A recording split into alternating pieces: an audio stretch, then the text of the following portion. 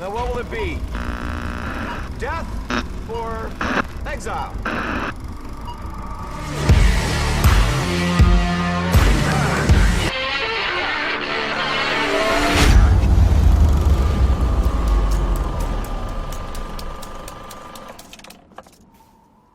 Welcome, everyone, and thank you for joining us again today. Today we are going to talk about our thoughts on the rise of Skywalker. This is an episode I've really been looking forward to ever since we did our preview episode, and we've got the whole cast back to join us again to talk about our thoughts on this film and take a look back at some of the things that we thought would happen and see how that compares to what actually happened in the film. So I'll introduce our returning crew today. Starting with Christian. Welcome, Christian. Great to have you back. You too, man. I've been looking forward to this as well. We did our little review of just Rise of Skywalker, but we haven't talked about any of these theories yet that we had and where we struck out and where we nailed a home run. So I'm looking forward to this one. Yeah, absolutely. I can't wait to get into it. And that's a big part of what we all love about Star Wars, the theorizing and then seeing what we actually get. And we've got Lupe joining us today too. Lupe, welcome. Thanks for having me on, guys. I'm glad to be here. I've been looking forward to this one too. I haven't said too much about the Rise of Skywalker on my social media, so I have bottled up all that charged energy and I am going to unleash on this podcast. Awesome, Lupe. I can't wait for that blast of positivity to hit me. And, and Craig, I know you're with me on this. You're going to have my back on my love for this film today. So, Craig, welcome, and it's great having you back as well. Yeah, I'm so excited. Same as Lupe, I've bottled up a lot about this, and I've been obsessed with it. I've seen it twice, and it's been just twisting my mind, all these ideas and thoughts about this. So, yeah, really looking forward to bringing it today. Absolutely. All right, guys. Well, without further ado, now this is a spoiler review. I'll get that warning out of the way. I assume by now that if you are interested in The Rise of Skywalker, you've probably had a chance to get out and see it. But just in case, this is going to be heavy spoilers, and we are going to jump into the spoilers right off the bat. So we're not going to waste time with spoiler free. Let's get right into our thoughts on the film. So Christian, tell us why you love this film so much. Love is a strong word, but I do highly enjoy this movie. I have to admit, off the bat, man, I'm either the worst type of Star Wars fan or the best, and I think that depends on who you speak with. And part of the problem is because I basically love all things Star Wars. I'll drink it from a fire hose. I really don't care. I enjoyed Last Jedi, and I enjoyed this movie. And for some reason, the internet tells me I'm not supposed to do that. That's not allowed. I'm not allowed to like both of these movies, but I like them for different reasons. This movie absolutely was exactly what people said it was. It was a roller coaster ride. It was a theme park. It was also extremely packed, very packed. You had no time to breathe. You had no time to process from beginning to end. There was so much plot. There was a lot of nostalgia and a lot of fan service jammed into this. And in many ways, it probably was the closest to spirit to the original trilogy, even more so than the prequels were. Now, that's good and bad. I mean, that's good because all of us that grew up on Star Wars, that's kind of what we want to see, right? We want to see stuff that's closest in spirit to the original trilogy, that goes from one set piece to another and is exciting and is fun and has larger than life characters and villains that are larger than life and everything. And that's what it did. And it had its emotional moments. There were parts of this movie towards the end with Rey and with Kylo. There were parts of the movie with Leia especially that hit me, maybe because we know what happened to poor Carrie Fisher, and there were a lot of parallels there with real life. So it definitely had its moments. There was a lot about this movie I really liked, and I loved experiencing it too with somebody like my wife, who's a new Star Wars fan that watched the original trilogy and the prequels and all the animated series and loved all of it in a new way, and to watch it with her and see her smiling at it on the big screen. It did come at a cost, though, for somebody like me. Now, it might not bother some of the people on the pod, but it did to me. And the cost was it didn't go in a direction that Last Jedi, I think, was starting to go in. And we talked about that previously, and I think part of that is because Last Jedi was the wrong movie at the wrong time. It just wasn't maybe the proper sequel. It wasn't the proper Episode 8. Maybe it would have been better to do that in Episode 10 after the Skywalker saga was over. So, excuse me, overall, I think it was a fun, exciting, theme park, typical Star Wars movie. You go into this thing, you love it if you're a Star Wars fan from beginning to end. You're having a good time. You're watching the lightsaber battles. There's spaceships flying all over the place. You get some nostalgia. Boom, boom, boom. You have fun. It's over, and you're like, whoa, what did I just see? So from that aspect, yeah, I walked out of the theater. It was a satisfying closing to the Skywalker saga, looking for something different moving forward.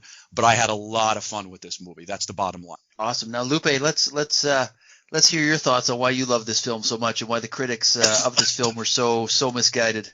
All right. So the first thing I'll say is that you guys know my status as a casual, die easy Star Wars fan. I feel the franchise is very overrated.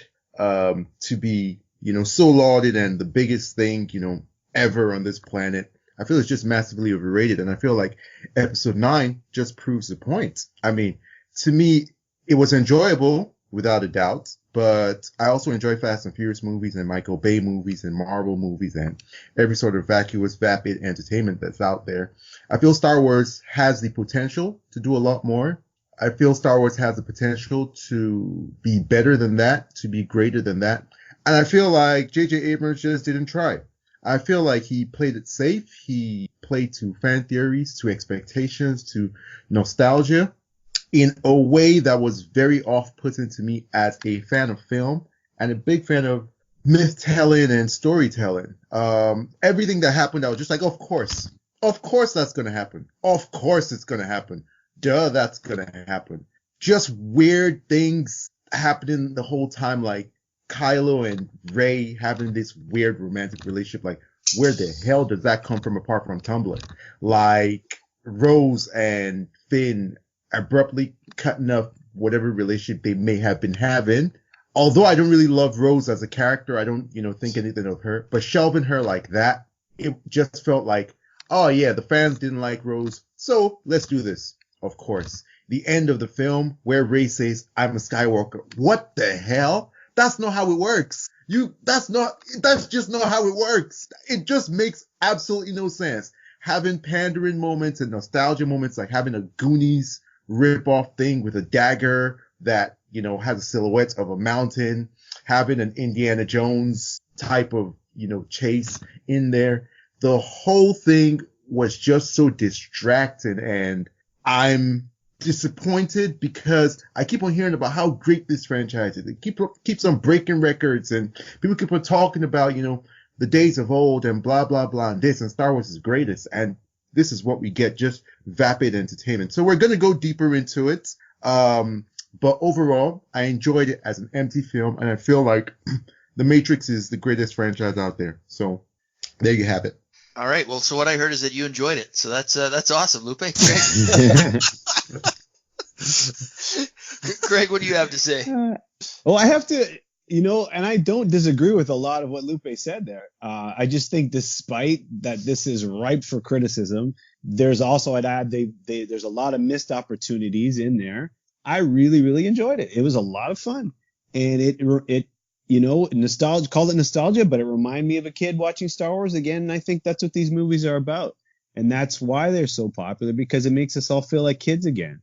And, it might be pandering. It's nostalgia. I can't separate myself from that. I can't take a step back and say, it's not that. So, maybe I'm in the spell of this, but it works for me. And yeah, it has issues. It has a lot of issues, and we'll get into that. And it feels like a lot was cut out. And to Lupe's point about JJ having problems with some of the things he did, I don't think all that's his fault. I think he's being asked to make this in that way. And I think we'll get into some, a lot of his things may have been cut out of the movie as well. I think he wanted a lot more in there that would have explained a lot of the issues we have with it.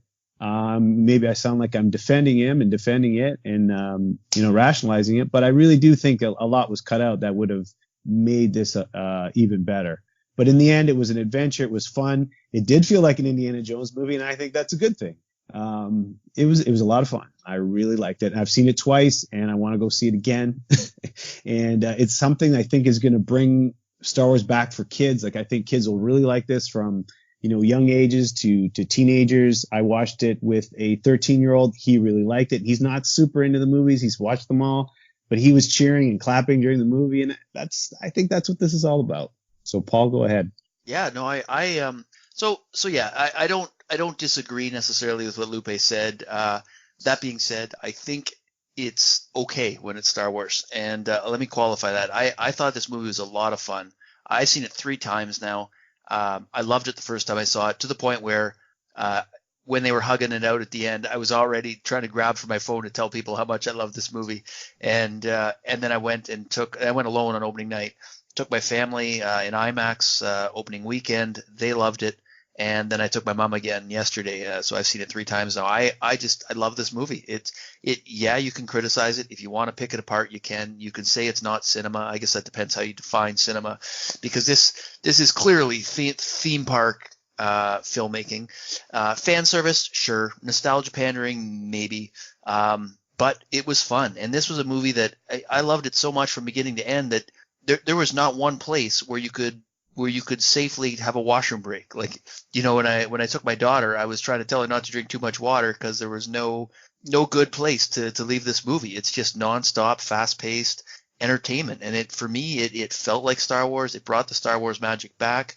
I think people look back on Star Wars with rose-colored glasses a little bit. It's never been much more than this, to be honest. This is kind of what Star Wars was. Now, you could say that the first 2 movies were, maybe a little more groundbreaking in their time and were better examples of storytelling. And you'd probably be correct. There was a lot going on in this one. They did jam 2 movies worth of stuff in this one.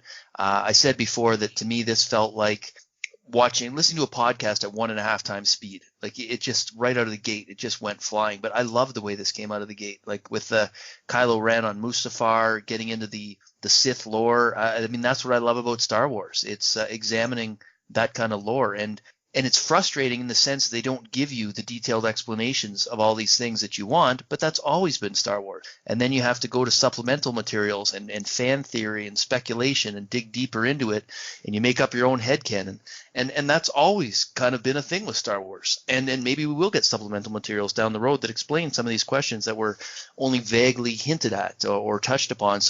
So I love this. This was an entertaining ride for me. Was it theme park filmmaking? Yeah. Does it make me want to go to Galaxy's Edge? Absolutely. I want to get on a plane tomorrow and go to Galaxy's Edge. And did I want that before this movie? So. I was lukewarm on it. So this brought my love for Star Wars back. I think they did an incredible job of sort of fixing where The Last Jedi went off the rails. I think JJ did the best he could to basically take his story back. His story was thrown away in episode 8, and I think he had to grab the pieces and make the best of it, pull it back together and tie it all up, and not only tie up this new trilogy, but also tie up the 9-episode Skywalker saga. And I think he did a fantastic job. So flawless, no. Highly entertaining, yes. Possibly my favorite movie of the year. That doesn't mean the best movie by any means, but my personal favorite.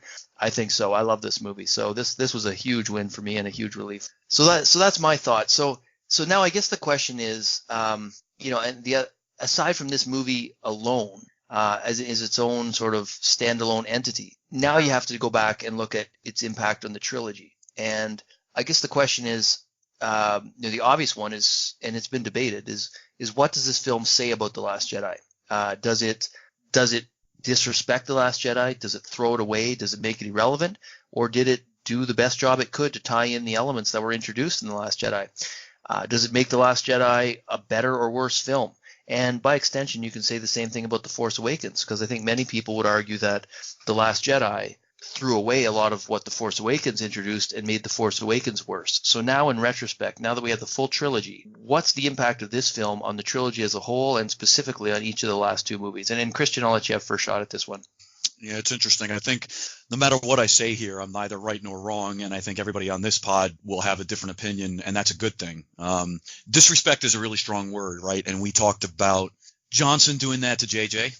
Now we've spoken about, is JJ doing that back to Johnson? And there were some snarky little things that were thrown into here, like Luke Skywalker tossing making sure to say, hey, you respect the lightsaber and things like that. And we could say that might have been the one moment that it totally disrespected Last Jedi. But that might have been more fan service, in my opinion. I don't know if that was necessarily JJ just punching Rian Johnson in the face. This is my feeling. Okay, so you guys will feel differently. As I said at the beginning, I think the franchise was growing a little bit with Last Jedi. Whether you guys think it was shrinking and not growing is that's fine. That's your opinion. We can disagree or agree on that. That's totally fine.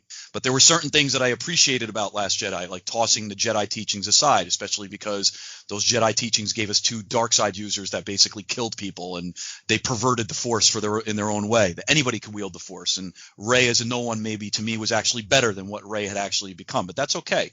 That's the story they went with. The Force being a bit more mystical, a bit more spiritual than scientific, making us question why we're Star Wars fans. Are we only Star Wars fans because of nostalgia? Things like that. Those are some of the things that Last Jedi did that I really liked. And I liked the direction that they were going with that stuff. And I appreciated what Last Jedi was trying to do. We have to recognize, though, how badly it divided the fan base. It doesn't matter what we say on this pod. That's a fact. It divided the fan base. That was the most divisive Star Wars movie since the prequels, and the prequels can't even say that. They divided the fan base. Last Jedi went off the reservation with it. And you need those fans. You need fans like Craig and Paul moving forward, and you need their children moving forward. It's the only way the franchise is going to continue. Guys like Lupe and I are probably not enough to keep it moving forward. So you need those people. So Rise of Skywalker probably did what it needed to do. I think it's a strong thing to say that it disrespected it. I don't necessarily think it did. I just think Lucasfilm did what they felt they needed to do to try to bring some of those fans back into the fold. That's what they needed to do. Now, it actually, interestingly enough, did use some plot points from The Last Jedi.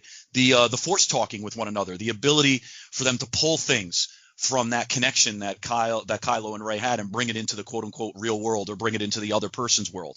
Some of the things that Luke talked about, there were the connection that Leia had with her son. There were a bunch of plot points that they actually did take from Last Jedi and use in Rise of Skywalker, which was interesting. So they actually did not retcon Last Jedi in any way. They just did a quote-unquote course correction. I don't know if it makes the movie better or for worse. For me, it actually does make the movie slightly worse, and that's disappointing because of how high I hold Last Jedi and high regard I hold it in. My feeling is that probably guys like Craig and Paul actually makes that movie better for you. So maybe in a sense, Rise of Skywalker did what it was supposed to do, because it made people like me kind of go, okay, but it made people like you go, okay. So maybe that's what it was supposed to do. And that movie goes from being trash in some people's minds and a masterpiece in others to where it needs to be. I don't know if that's the right answer, guys, but that's how I feel. Yeah, no, I don't think you're too far off there, Christian. I definitely, I think you make some strong points there, and we'll talk about that in a second. Lupe, before we do that, let's get your thoughts. What do you think the impact of this film is on the trilogy as a whole, and the last two films specifically? Okay, I think that it, as I said in my intro, I think it proves how overrated Star Wars is as a franchise. I will never understand why it has the clout, the popularity that it does, but maybe in some ways I do. I just have much higher expectations for something of this magnitude and potential.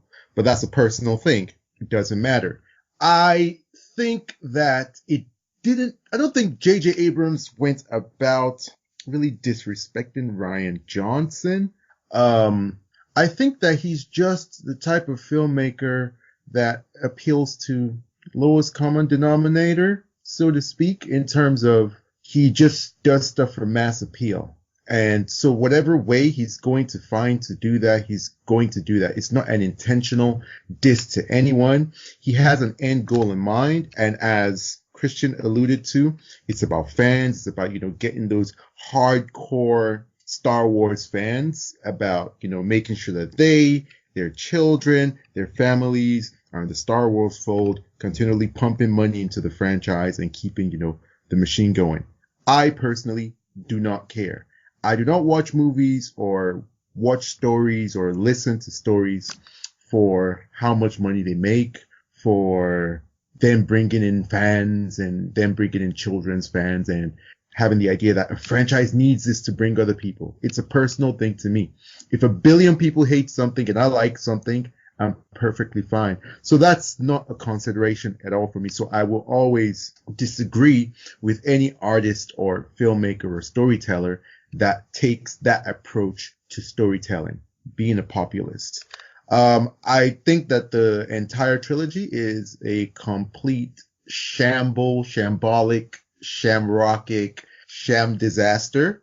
I think that Disney did a really bad job in terms of planning, in terms of execution. They really should have had a very solid story and scripts for all the films that every single director needed to follow, or they needed to stand behind the directors if they wanted this whole, sort of having different directors and allowing them to go in these adventurous, creative places.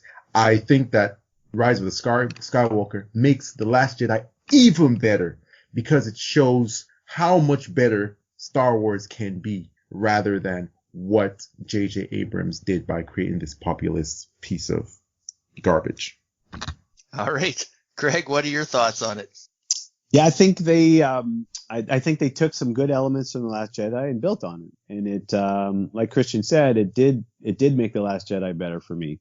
It took, building on the new force powers that were in there, which I liked in The Last Jedi, building on the connection between Rey and Kylo. And I don't think it's retcon. I don't think it's disrespect. That's my personal opinion. But Luke catching the saber, everyone's saying a lot of people are saying that's disrespectful. It's a shot, possibly. But if you look at it from another perspective, that's the Luke that Rian Johnson gave us at the end of The Last Jedi. That's his arc.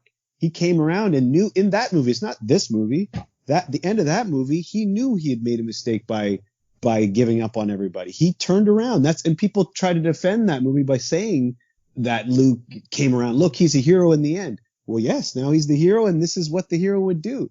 It's not out of character from The Last Jedi for him to actually catch the saber, even to say what he said when he said, the weapon of the Jedi deserves more respect. That's the Luke that ended The Last Jedi. So I don't see that as a disrespectful thing. But I agree. I can see how it can be seen like that by other people, because just taken at face value, it looks like, wow, now he's just basically, catching what he threw away and, saying the opposite. So I see both sides of it. Like most things, I usually do see both sides of it. So yeah, and it's it made it better for me, and I think Paul, you'll probably agree with that. Yeah, absolutely. So I tend to agree with you, Craig. I think that it did make The Last Jedi better. I think it salvaged the aspects we liked about The Last Jedi. I think you and I were both on the same page that we actually kind of liked the Force connection that Kylo and Rey had, and even the new Force powers, like the physical transferring of objects through this dyad in the Force, or this Force connection they had. They elaborated on that. They tied it in. I thought that was great. Initially, when I saw this film, I thought, wow, that was disrespectful. I remember my first thought thinking, this is JJ disrespecting Rian Johnson the same way JJ disrespected George Lucas at the beginning of The Force Awakens when he said this will begin to set things right. And then after the fact, I thought about it a little bit more, and I thought, you know what? No, that was character arc. So we really could take that either way. It didn't have to be disrespectful. And then when I watched this film the second and third time, I don't see it as disrespectful at all. And I think this movie does make it. It makes both The Last Jedi and The Force Awakens better. It makes The Last Jedi better because, to me, that was an unwatchable, steaming pile of crap. Now I actually would be willing to watch that movie again. It actually makes The Last Jedi watchable for me, and that's a big deal. Be careful. Don't hurt yourself. I don't want you. Hold back. Don't hold anything in. Yeah. Just no, I couldn't stand The Last Jedi. It broke Star Wars for me, and I've done my best to stay positive. And this actually made that movie watchable. And then furthermore, it picked up so many of the threads from The Force Awakens that I was interested in and finished those off. To me, this was fantastic. It made both movies better. It did the absolute best it could to pick up the pieces after The Last Jedi, salvage what was good about The Last Jedi, and tie it all back to the beginning of what I liked about The Force Awakens. So yes, The Force Awakens was repetitive. It was a sort of a nostalgic, soft reboot of A New Hope, but what I loved about that movie was what it set up. What it set up got thrown away by The Last Jedi, and yet this one managed to pick up as much as it could of those pieces, incorporating what was introduced in The Last Jedi, and tie it all up as best it could. So I thought it made both movies better. So I again, that's a big part of why I love this film. So I think it's not the perfect trilogy. I think Lupe's 100% right. They should have had a plan. My personal gut feeling is that Rian Johnson strayed from the original plan, and then because that wasn't well received, they had to try and course correct back to the original plan after The Last Jedi, and I think they did the best they could given the situation they were put in. But it's a sloppy trilogy, but they tied it up as best they could. And this was definitely my favorite movie of the new trilogy by a long shot. I think this was a triumph given the situation they were put in. So speaking of trilogies now, and how this fits into the trilogy, one of the criticisms of this, and Lupe, you touched on it, is that it lacks creativity, originality. In the same way that The Force Awakens recycles A New Hope, there's the criticism that this one recycles a lot of the ideas from Return of the Jedi.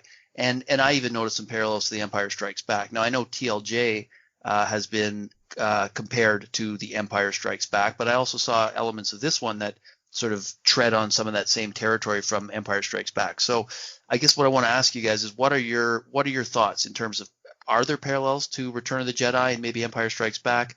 Is that a good thing? Is it a bad thing? And let's tie that into our next question, which is about nostalgia, pandering, and fan service. Or is this JJ taking his story back? So let's tie those questions together and say, how does this parallel to those two films? And is that a good thing, bad thing? Is it nostalgia, pandering? What do you think, Christian? Why don't you start us off?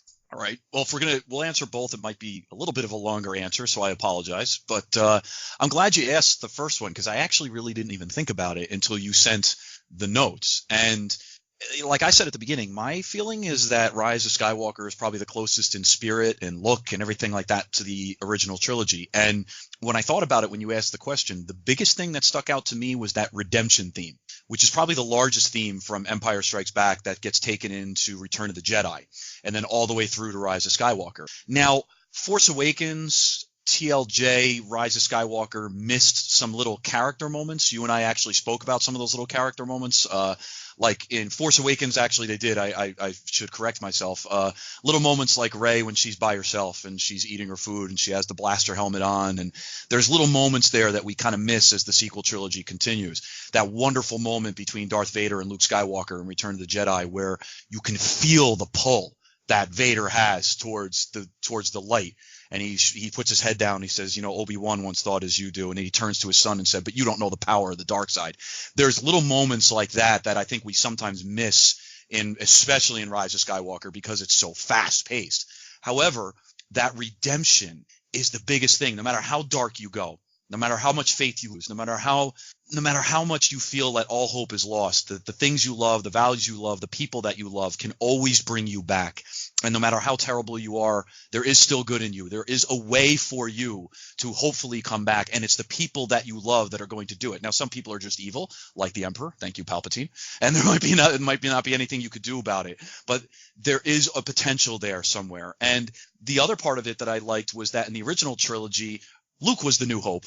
And in this trilogy, Rey was the New Hope. And that's something that I think had started from the very beginning with Force Awakens, and it continued all the way to Rise of Skywalker. We saw it at the end of Last Jedi when she was holding the rocks up and everybody was in awe on her.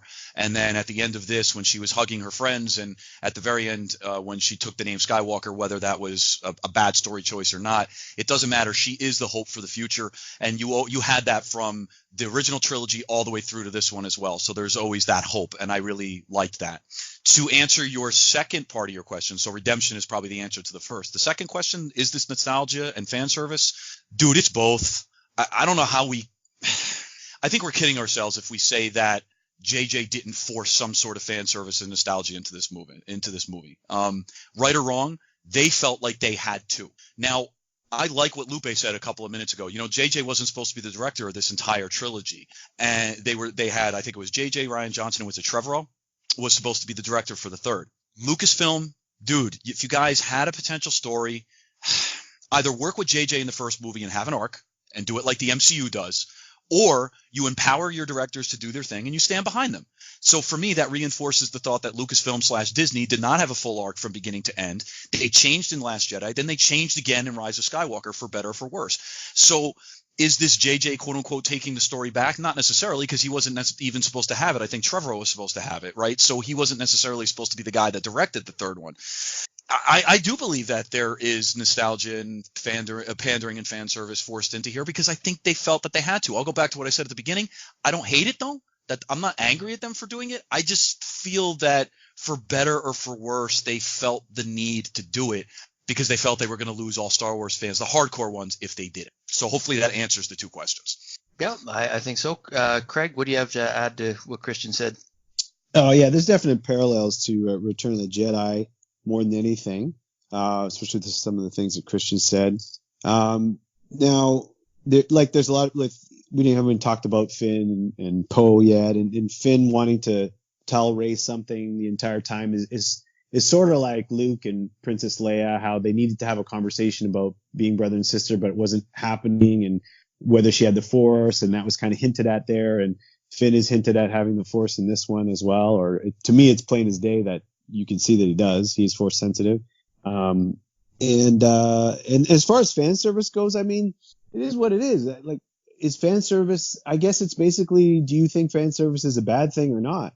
Like, putting things in there that are fun and callbacks to the past. A lot of people like that. And I don't mind it. As long as it's not completely just shoehorned in there and forced in there, which some people will think it is, I don't think it's that horrible. Like, for instance, when Chewie gets the medal at the end, everybody's like, oh, he's finally getting his medal. That's great. It's fan service. But at the same time, it plays into the movie. People forget that that's Han's medal that he's getting. So Maz Kanata is giving him Han's medal. It's a memory of his best friend. It's part of the movie. If you think about that, it's still, I'm sure I'm defending it, but it makes sense that he would be given this medal. It was given to Princess Leia after Han died, and now it's going to him. It makes sense that it gets passed to him. Why wouldn't it, right? It's nice that at the same time, that's fan service, and people can say, yes, Chewie finally gets his medal. We get that little sentimental moment for people that know and pay attention to that kind of thing, and people that don't, they might see, oh, okay, well, that was Han's. They might not even know that either if they haven't followed along. But yeah, I guess it's basically is like, do you think fan service is bad or not? And I don't necessarily think it's bad in itself. It's just bad when it's done poorly. That's yeah.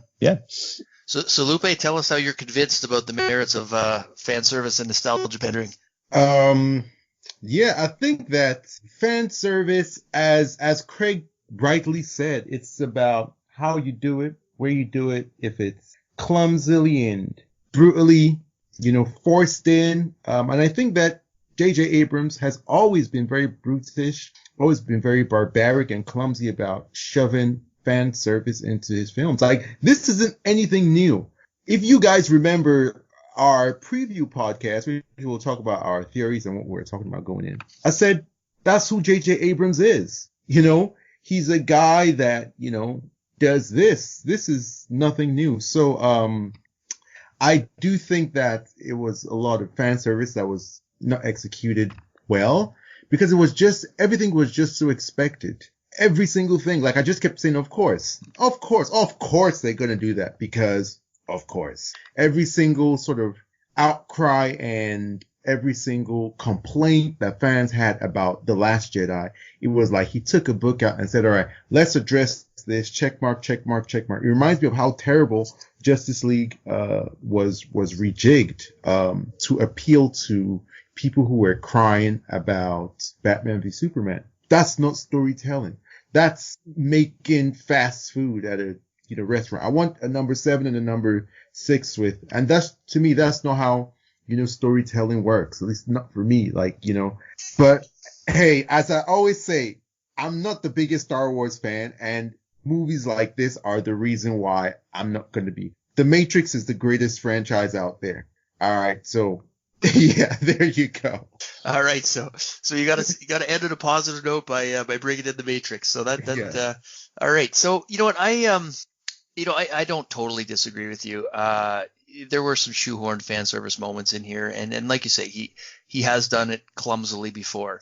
That said, I didn't mind it in this case. I thought I agreed with a lot of the choices they made. Taking a step back to looking at the parallels. So we'll go back to that piece of it. I thought that there's the obvious parallels with Return of the Jedi, right, where we see Kylo die in his redemptive moment, similar to Darth Vader. You see the Emperor basically showing Rey her friends dying the same way that the Emperor showed Luke his friends dying. And then I even noticed on my third watch, there was a parallel to The Empire Strikes Back, where earlier on in the movie, about halfway through, they're on Kylo's ship after they've had their I'm trying to think now exactly where they were in the scene, but basically she's her friends have escaped from the ship, and she's got to jump over to the Millennium Falcon, and he's trying to get her to join him. And it reminded me very much of the ending scene of Empire Strikes Back, where Vader's trying to convince Luke, and Luke says no, and finally just drops. That scene was very reminiscent of Empire Strikes Back to me, and it actually made me think, well, hold on, wasn't The Last Jedi supposed to be our Empire Strikes Back? So in that sense, it almost felt like they sort of overwrote the significance of the Last Jedi, and made this one both the Empire Strikes Back and the Return of the Jedi crammed into one. Yeah. They had Rey fighting herself as well, the same as Luke in the cave. Exactly. Yeah, exactly. Also, it will be cool for you to talk more about, the reveal of Leia, I am your father. Yeah. No, so it's there was a lot of parallels to those two movies, and then that sort of leads into, do you consider that nostalgia pandering? Do you consider that fan service, or do you sort of buy the idea that that's the poetry and the symmetry and the repetition that people use to defend that type of storytelling? It worked for me in this film, whatever it is. I mean, I'm not going to say it's not nostalgia pandering, it's not fan service. There are definitely moments like they went out of their way to show Rey training, because I'm sure they've heard for 4 years how ticked off people were that she's so powerful without any training. So they made a point of that.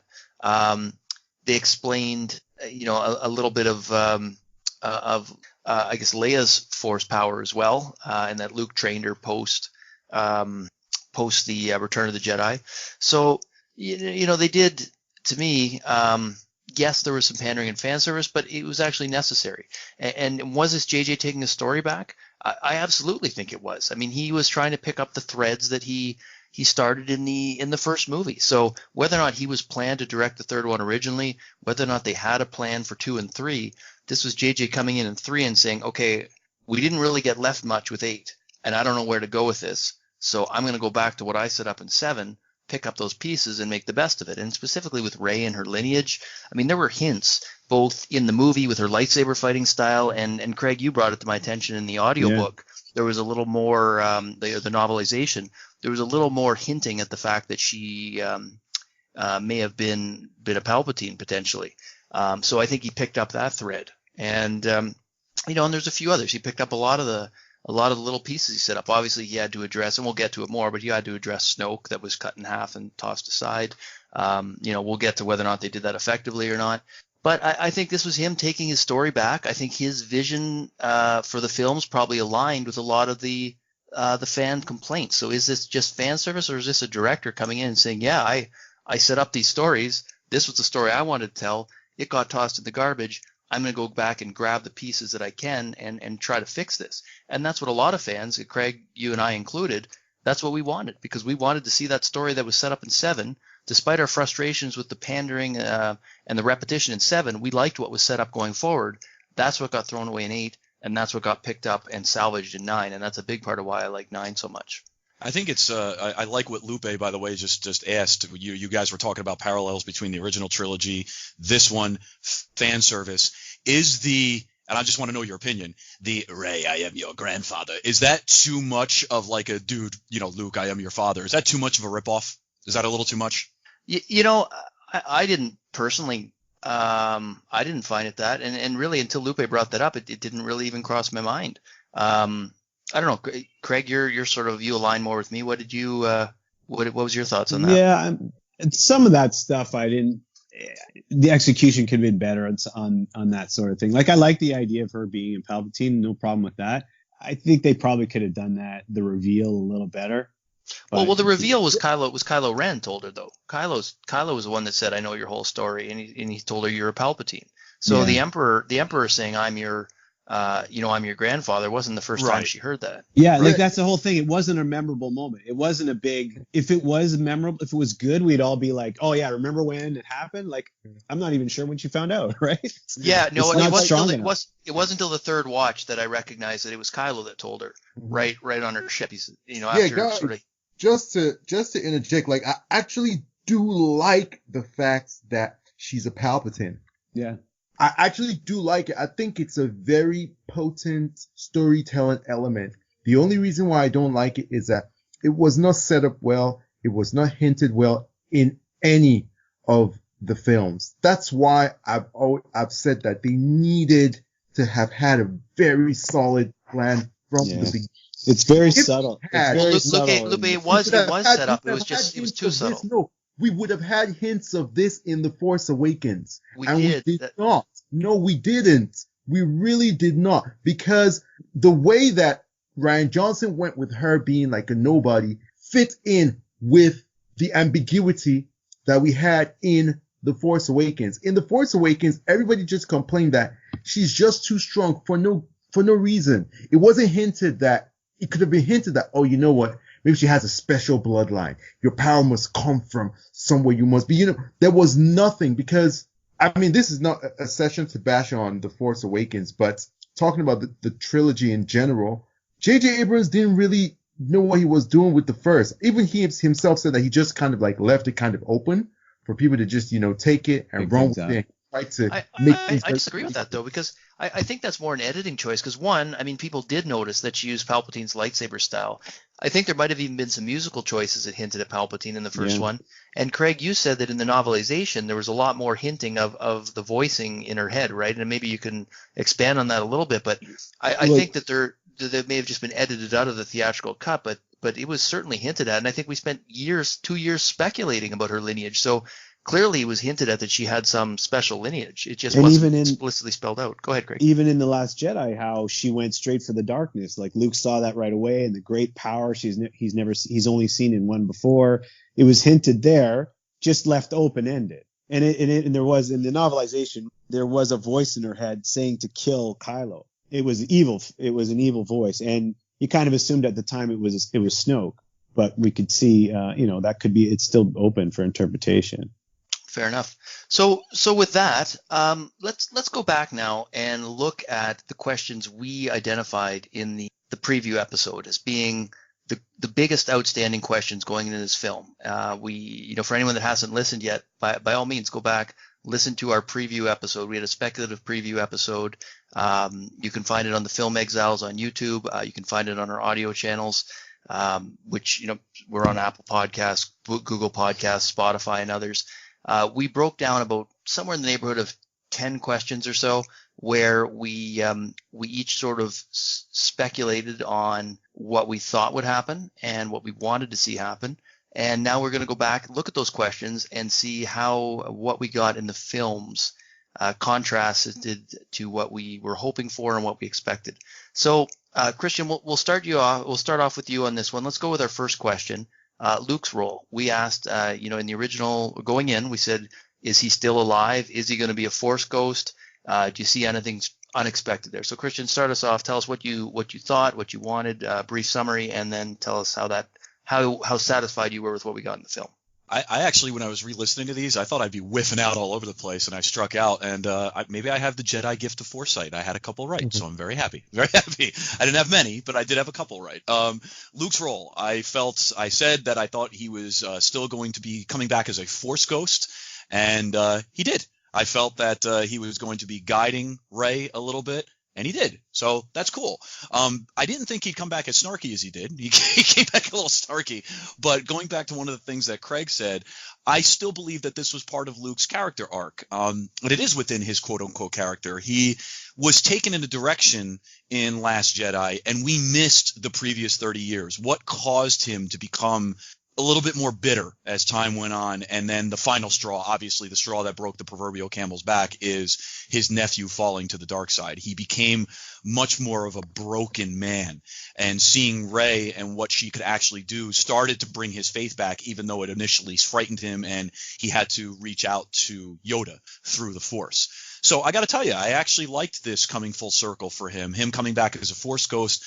It strengthened his connection to Rey. It strengthened how much he saw in her, how much he felt that she was the new hope moving forward, and saying to her, don't make the mistakes I did. Don't pull back. Don't ignore your family. Don't ignore the people in this universe that need you. You can be the new hope. And he came back for her, because in helping her, he would also help the rest of the galaxy. So I liked it. I was satisfied with it, and I liked the fact that he didn't have a monster role in the movie. I think it would have. He and Darth Vader, by the way, have a tendency to suck all the oxygen out of a room when they're there. So I like the fact that he had a much smaller role in this. So that's me. Okay, yeah, Christian, I noticed that as well. You were right on the money with your expectation for this. Woohoo! Yeah, so Christian 1-0 to start. Lupe, what were your thoughts on Luke's role in the film? Was this another of course moment for you? No. Actually, I think it was well done. I mean, my expectation going in was that he would appear as a Force ghost and he'd be, that spirit guide, quite literally. And I think it was done well. I think his advice and his knowledge was, well timed, and the dialogue was well delivered. The snarkiness from him, I actually love. It continues his snarkiness from, The Last Jedi. I really have liked the arc that he's gone through in this trilogy. I think it was very, very well done. I think the only problem is that in The Force Awakens, people expected him to come and save the day at the last battle. I think that would have been really good, to introduce him that way. I think that would have made for very interesting, storytelling. But I think it was well done. And, that was basically the theory I had, that he was just going to be a Force ghost and a helper. And I'm glad that he didn't do anything more than that. I'm glad that he didn't fight Palpatine on his own, as a Force ghost. So yeah, I think it was good. Fair enough. Now, Craig, you had the most out there theory for Luke. You dug deep into the canon and or the old canon and made a case as to why he could come back as a physical manifestation from the netherworlds with all the knowledge he gained there. So how did this do it for you? Yeah, I went bold, and I should have known they weren't going to go bold like this. So I'm not surprised. Yeah, I'm not surprised they didn't do it. And I'm not overly disappointed either. I mean, it was good. I would have liked to see, I think we'll get into this. I would have liked to actually see the Force Ghost at the end with Rey when she's fighting Palpatine. Even if they couldn't have Luke come back. What I wanted was something new with the Force Ghost, which, we're leaning to more and more power of the Force Ghost. I would have liked that to continue. So here's another thing I liked about The Last Jedi, that they were showing the Force Ghost progress into being more powerful. And I don't mind that. I thought they should have gone further with it and continued, or I thought maybe they would continue, but no, it really didn't. So, I'm not disappointed, but I just wanted to take a big swing in him, and this time I missed. Well, it was about what we expected, right? I thought it was going to be a Force Ghost. I didn't think it was going to have a huge role. But and you expected, and we even talked about in the preview, and we'd all stayed leak free when we did the preview. And someone brought up the fan theory about all the ghosts coming and giving Rey the pat on the back and the power boost she needed at the end. And I guess that was one of the supposed leaks. I still haven't actually read the leaks. From what I understand, the leaks were confirmed to be mostly accurate, and that was one of them.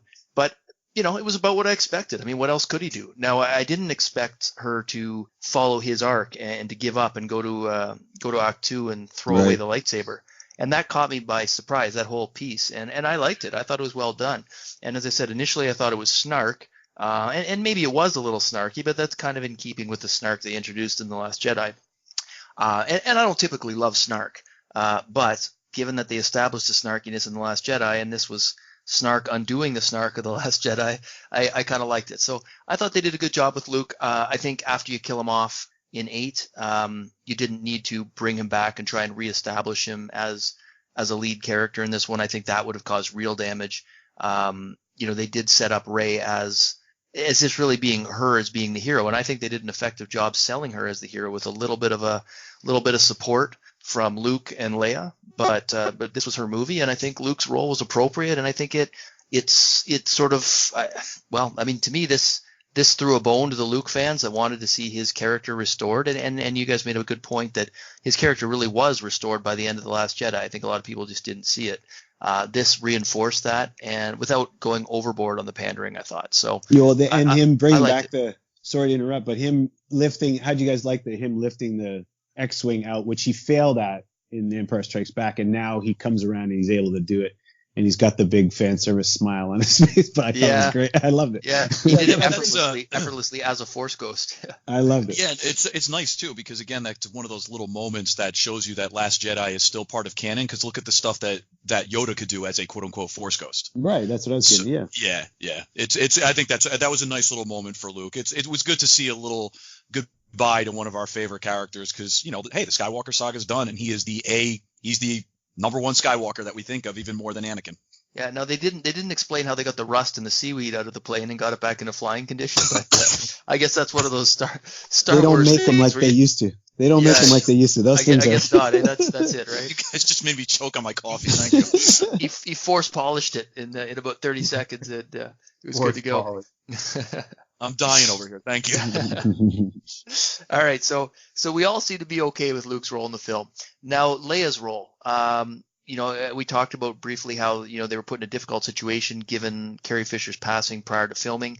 We knew going in they were going to recycle footage. We were told they weren't going to do CGI. They had a very brief moment of CGI when they went back and did a young Leia Force training scene.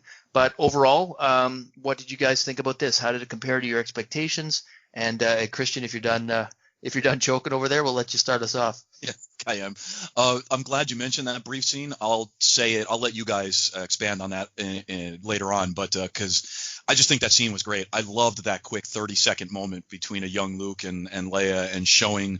We always kind of knew that she had powers. She could feel Luke at the end of Return of the Jedi, that he was still alive.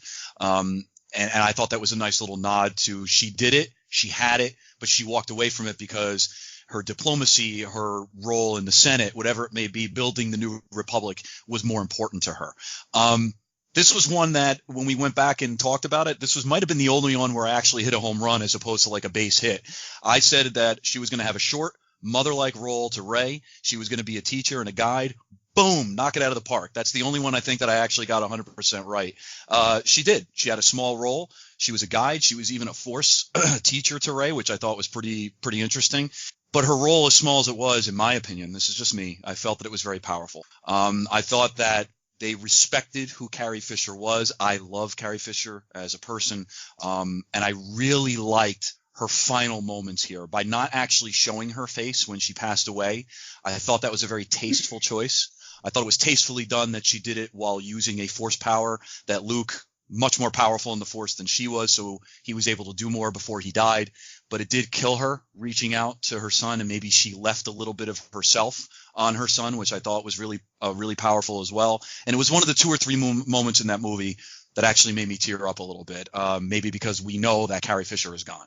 And as a person that suffers from mental health issues myself, knowing what she did for the mental health community, I've always really respected Carrie Fisher. So I really liked what they did with Leia. She did not steal the show, quote unquote, but they respected her by not CGIing her all over the place and just using previous footage. And every time she was on the screen, it lit up for me. So that's how I felt. Those are my feelings on what. Okay, Lupe.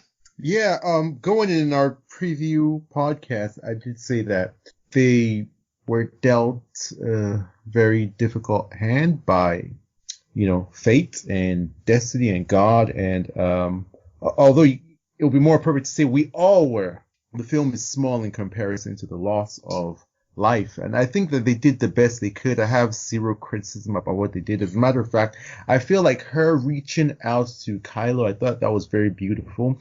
I've always been pro Leia having Force powers. People had a problem with her using Force powers in The Last Jedi, and hopefully people who didn't like The Last Jedi and criticize every single thing about it, seeing her using Force powers here, they can go back and they can begin to see how it makes sense. I mean, she's the sister of one of the most powerful, basically Jedi ever. So there's no way it's not flowing through her veins. She just chose not to hone those skills and, reach the level that Luke reached. It's like, I don't know, if someone in your family is like a pastor or something like that, you're like, look, I don't really want to go into this whole spiritual life, because being a Jedi, I'm sure it looks fun on TV, but if you really think about it, it can't be a very fun life. It's a lot of discipline and a lot of, stuff that they go through. So she just chose another path, and she still is very powerful in the Force to an extent, and she used what she could of the Force to reach out to her son. And I really think that was very beautiful, touching moment there with her reaching out to him. And I think that part was beautifully done. There was some execution in terms of how Kylo turned and that stuff. It didn't really land with me, didn't ring very true, but her parts, I think that they did the best job possible. It couldn't have been better. And I got to give J.J. Abrams and Chris Terrio, the whole crew, a round of applause and a pat on the back for that. Okay. Craig, what are your thoughts on it? Yeah, I agree with both their Lupe and Christian sentiments. They did a great job. They handled it well. It was emotional. It was impactful. It's always really bothered me that people just assume that she was never trained or isn't powerful because we didn't see it. So I like that they showed the training. I just thought it was a cool moment, because I'm like, yes. And that's what I said. I said they will hopefully show her training because of this whole concept that she was never trained. I've always felt she was really powerful, and with training, she could be possibly one of the most powerful or on level with Luke. Why not? And it makes sense that she was trained. I loved how she probably helped with that projection of Han Solo to Kylo. Like, that was all part of what she was doing. People have questions like question how Han was even there, and then it's in Kylo's memories in his mind. But I see it as Leia actually helping to form that vision in Kylo's mind. That's part of how powerful she was. And you notice how she didn't disappear until Kylo died in the end. So she was within him that whole time, guiding him through that. And then, and I thought it was beautiful. And I cried. I cried. I cried when. Go ahead. Sorry. I'll let you. Problem. But continuing that strand you're pulling on. Very, very good theory. I also think that what she did was one thing that people have complained about in Batman v Superman, which I feel is a very invalid criticism, but it's just an easy way for them to pick on something that they don't like, and it got viral and caught fire. It's a Martha moment.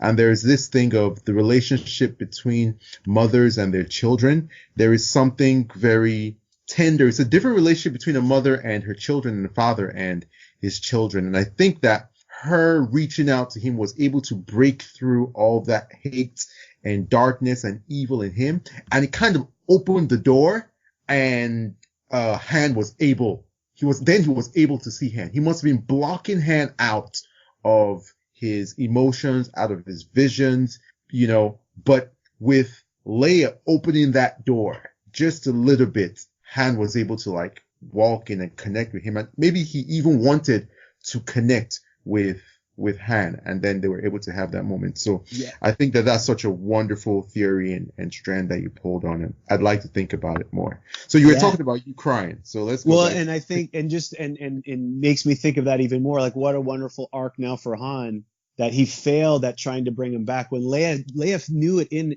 she knew that he was the one to bring her back. Remember in Force Awakens, Han said, if Luke couldn't bring him back, how this Master Jedi couldn't do it, how am I supposed to do it? And she said, yes, but you're his father. And he went and he failed. Now he succeeded. It's beautiful. It's amazing. And that was very emotional. That was a huge surprise for me to see that. I had no idea. I hadn't read any leaks. I didn't know that was coming. Huge surprise. I loved it. And then it started hitting me then, Leia passing away. And then when they told Chewie, I could feel it build up when they told Finn and Poe. I was like, oh, I'm starting to feel it. And then when they told Chewie and Chewie hit the ground, it got me in the same way, because Chewie's just taking all this pain. He's seeing his friends die, and then it's Chewie freaking out was painful. Right. This such a strong. He's so strong, and it just finally it all just came down because, like you said, it's tender. He has a tender relationship with Leia. It's different than relationship that you have with these warriors. Luke and Han are warriors. You expect warriors to die on the battlefield. That's part of being a warrior. Leia is a different type of warrior. There's a different connection there. And that it just all piled on him, and he just, and I felt the same way he did. It was that was touching. It was so yeah. I think they handled it really well. I agree with you guys. It was beyond my expectations how well they handled it. Yeah, Paul? no, I agree. I loved how they handled it. I think you guys covered it all. I would sort of add to that. Christian, you were dead on with the mentoring role, but then I loved the fact that they went back and showed her training in the Force, and I believe, and I didn't really catch this until the third viewing, that the reason she gave up being a Jedi and training was because she saw that it would lead to the death of her son. And I can't remember whether they said that she gave up her lightsaber because she saw that it would be used to kill her son, because I'm not sure if because I guess Rey did stab him with the lightsaber, but I don't know whether that was Leia's that she got him with. That was Luke's. Yeah, that was Luke's. She Okay. didn't. Yeah, she didn't have his yet. So I guess she just her. said it would that her would lead to the death of her son, and that's why she sort of abandoned it. But I bought that, and then the other thing I didn't really notice till the third viewing was the point you brought up, Craig, that she died. She basically distracted Kylo, and allowed Rey to stab him and effectively end that battle. But it definitely looked like Rey was getting a little overpowered at that point. Oh yeah, and how about that? How Yeah. about that setting that right? That Kylo was beating her. Kylo was destroying her like he should be, right? Well, Yes, he was like he fully should do the healthy, and he lightsaber was training. tapping into the dark side. Oh, he was tapping something. in. That was amazing. Yeah. Yeah, and it worked for me that Leia was the one to basically stop him in his tracks, make him hesitate, Right. drop his saber, and Rey caught it out of the air and stabbed him with it. Right? Actually, that's what didn't Rey catch it out? He dropped his saber and Rey caught him and stabbed it with it. Isn't that what happened? Yeah, I think so. Yeah, I she think so- stabs him with the red saber. Yeah. Right. Yes. Yeah. Yeah. So it wasn't Leia's at all. It was Kylo's own Yeah, saber. that's right. And that worked. And the thing that I didn't catch until this one was that even though she died in that moment, her body didn't disappear, though Kylo's body disappeared, and they disappeared together. So that did lend credence to the idea that she was influencing Kylo's memories, because they did say clearly in the film that his vision of Han Solo was from his memory. Yeah. But I love that. I love the Han arc. I love that he came back. I mean, I love the tribute to BVS, because that's one of the scenes that gets me in BVS every time with Jonathan Kent, where he says, "I missed you, son." And in this one, it's "Hey, kid," and then you're like, "Hold on, is that Han?" And then you turn around and it's "I miss you, son. I missed you, son." Yeah, and I thought, they're just going to use oh. his voice, but they actually had him there. Wow. Yeah, no, and that one caught me totally by surprise, and I love that. I mean, that was for me the most emotional moment in the film, and I'm sure you losing your father doesn't has an effect on that. Absolutely, and that's why it hit me in BVS so hard, and that's why it hit me in this one, both because just because it inherently hits me, but also because I love BVS so much, and I love that scene in BVS so much, and I thought that was great, and I thought they couldn't have done any better with Leia. So and they connected it to The Last Jedi as well. When he paused when he was going to shoot her in The Last Jedi, he couldn't do it. He had that connection with his mom. He was able to kill his dad, but he stopped when it came to killing his mother, and they used that again. So another connection to The Last Jedi. So there's a further connection there too, if you think about it as well, because you guys just mentioned the disappearing, after the two of them expired, right? Yeah. And they both passed away. That connection that they've built on between Kylo and Rey, and that Luke could do it, and that projection and everything. Exactly. They built on that again, force power.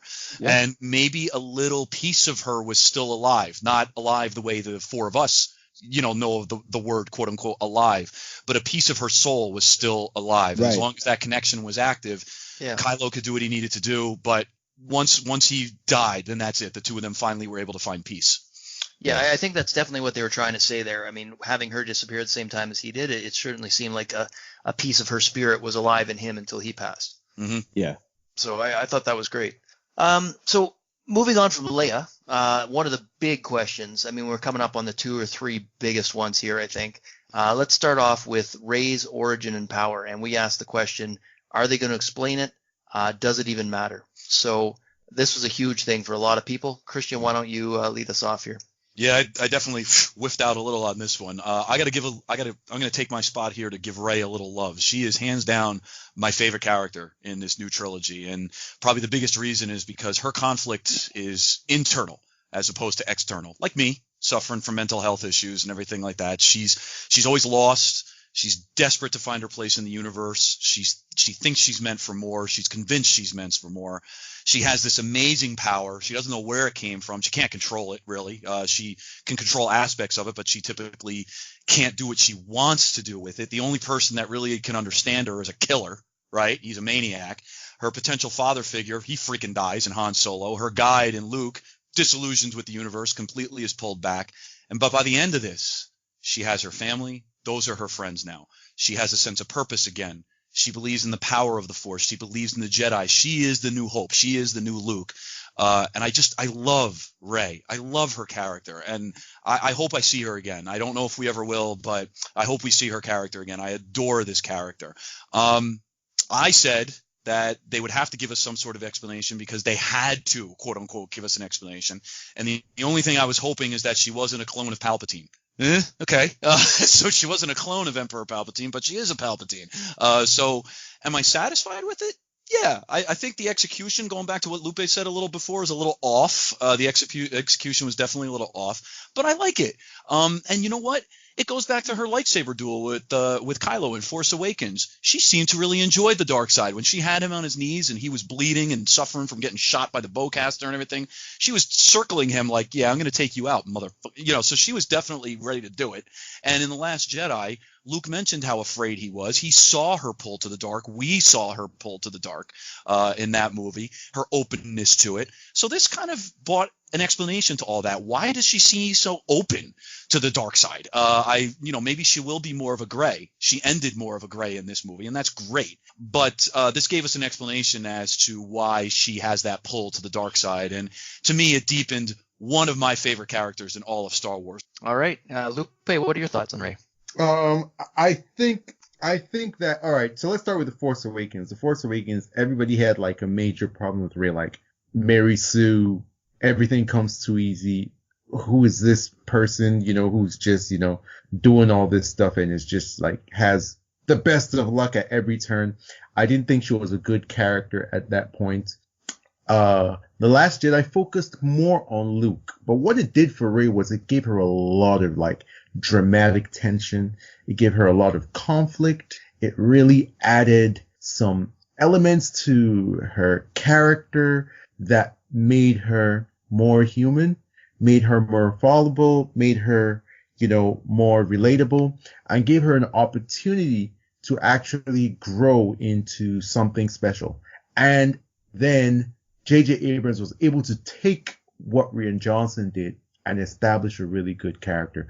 By the time we get to 3, she has totally earned the character arc that she has gone on. She's become a seasoned knight, a seasoned warrior, so to speak. She's not at the apex of powers, although she shows flashes and a lot of potential because of her heritage. But I really think that Rian Johnson saved her character, and I think that J.J. Abrams pulled it home. All those things that he has a tendency to do in terms of, making her Mary Sue and her overpowered and this and that. With Rian Johnson, sort of knocking her down a few pegs and really adding a lot of drama to her character. He did that basically to all the characters in The Last Jedi. The rise, so to speak, in Rise of the Skywalker, it landed very well for me. A very believable, strong character, very believable, wise character. She still had conflicts in this one, but I really enjoyed, who she was, how sure she was. She had been training. She's been through this for quite a while. Now, in terms of her heritage, I'm not sure I can't remember what my exact expectation was, but I like that she was a Palpatine. I actually really do like it. I think it's a wonderful and a powerful storyline. I just think it wasn't executed well. They just had to, rush it and shove it in there. Palpatine comes out of nowhere because Snoke is nobody, because they just didn't have explanations for it. Even the reveal, was revealed through Kylo Ren. Then even when Palpatine said it, there wasn't like a lot of drama to it, because the way you execute things like that is you need there to be this sort of tension between her and Palpatine. And then that reveal would, do something, but it just felt kind of flat. But the general idea was very strong. So yeah, Rey, very good character. In terms of like Star Wars lore, I think she's one of the best characters. I really do. Woohoo! All right. I want to say real quick, by the way, I'd listened to the clips before, and Lupe, you said in your clip they will tie her to Palpatine. You said that. Wow. So, Okay. just calling you out, man. You got it. All right. Mm. All right, Craig. What are your thoughts on how they explained Rey's origins and power? Yeah, I agree that she's her character really came into her own in this movie. It's been building up. I've liked her, and now I really liked her in this one. And I like the struggle. They really show the struggle with the dark side, and it's made even more believable, I think, than Luke's struggle with the dark side. When I watched the originals, I really didn't understand why Luke I didn't really fear his potential to go to the dark side. I'm like, this doesn't make sense. I mean, I was a kid at the time. I get it more now. But I think they did a better job of portraying that she's got this evil and so much power that she doesn't understand and isn't quite sure what's going to happen if she truly unleashes it. And that fear they did a good job with that. One other point I wanted to make, the other connection between of her being a Palpatine is the whole English accent. So Imperials always have an English accent, and she had the English accent. And they went out of their way to make Finn not use his English accent, to show that he was, on the good side, even though he was a bad guy. I'm using really childish terms here, simple terms. But you're right, and then that also played into the whole idea of, was she a Kenobi, which kind of left you wondering, could she have been a Kenobi? Could she have been a Palpatine? And in hindsight, there were hints that she was a Palpatine, and it certainly plays into the dark side. Explains sort of the lure to the dark side. And like you say, and I hadn't considered the whole contrast versus Luke being lured to the dark side and Rey being lured to the dark side, but you're right, it is much more believable in this case, partly because of the lineage, right? Although you could argue that Luke's father was the dark side as well, but he feels like he was turned. He started out good and then was turned. So Luke still naturally has the good in him, I would think. Yeah. With the potential to go bad, but we didn't really see that until the very last. Until Return of the Jedi, it was kind of, then we saw like, okay, whoa, this is what's going on. A little bit, I guess it was hinted at in Empire as well. Yeah, it was talked about in him. But yeah, it was always like, what? He's so good. How would he go back? But Rey, there's been some hints of her, like you said, like Christian said, she wanted to kill Kylo at the end there and at the end of Force Awakens. And the only thing that actually stopped her was the fact that the planet cracked and she couldn't get to him, or she would have. She looked like she was about to chop his head. Yes, yeah, she's getting close. She was never hindered by the Jedi code of nobility. Exactly. She was never tied to that. Right, and she thought he just killed Finn. She just saw him kill her Han, so she was mad and she was using that dark side power for sure, and which is one of the only reasons that gives her a chance. Really, is that she's tapping into the dark side, but.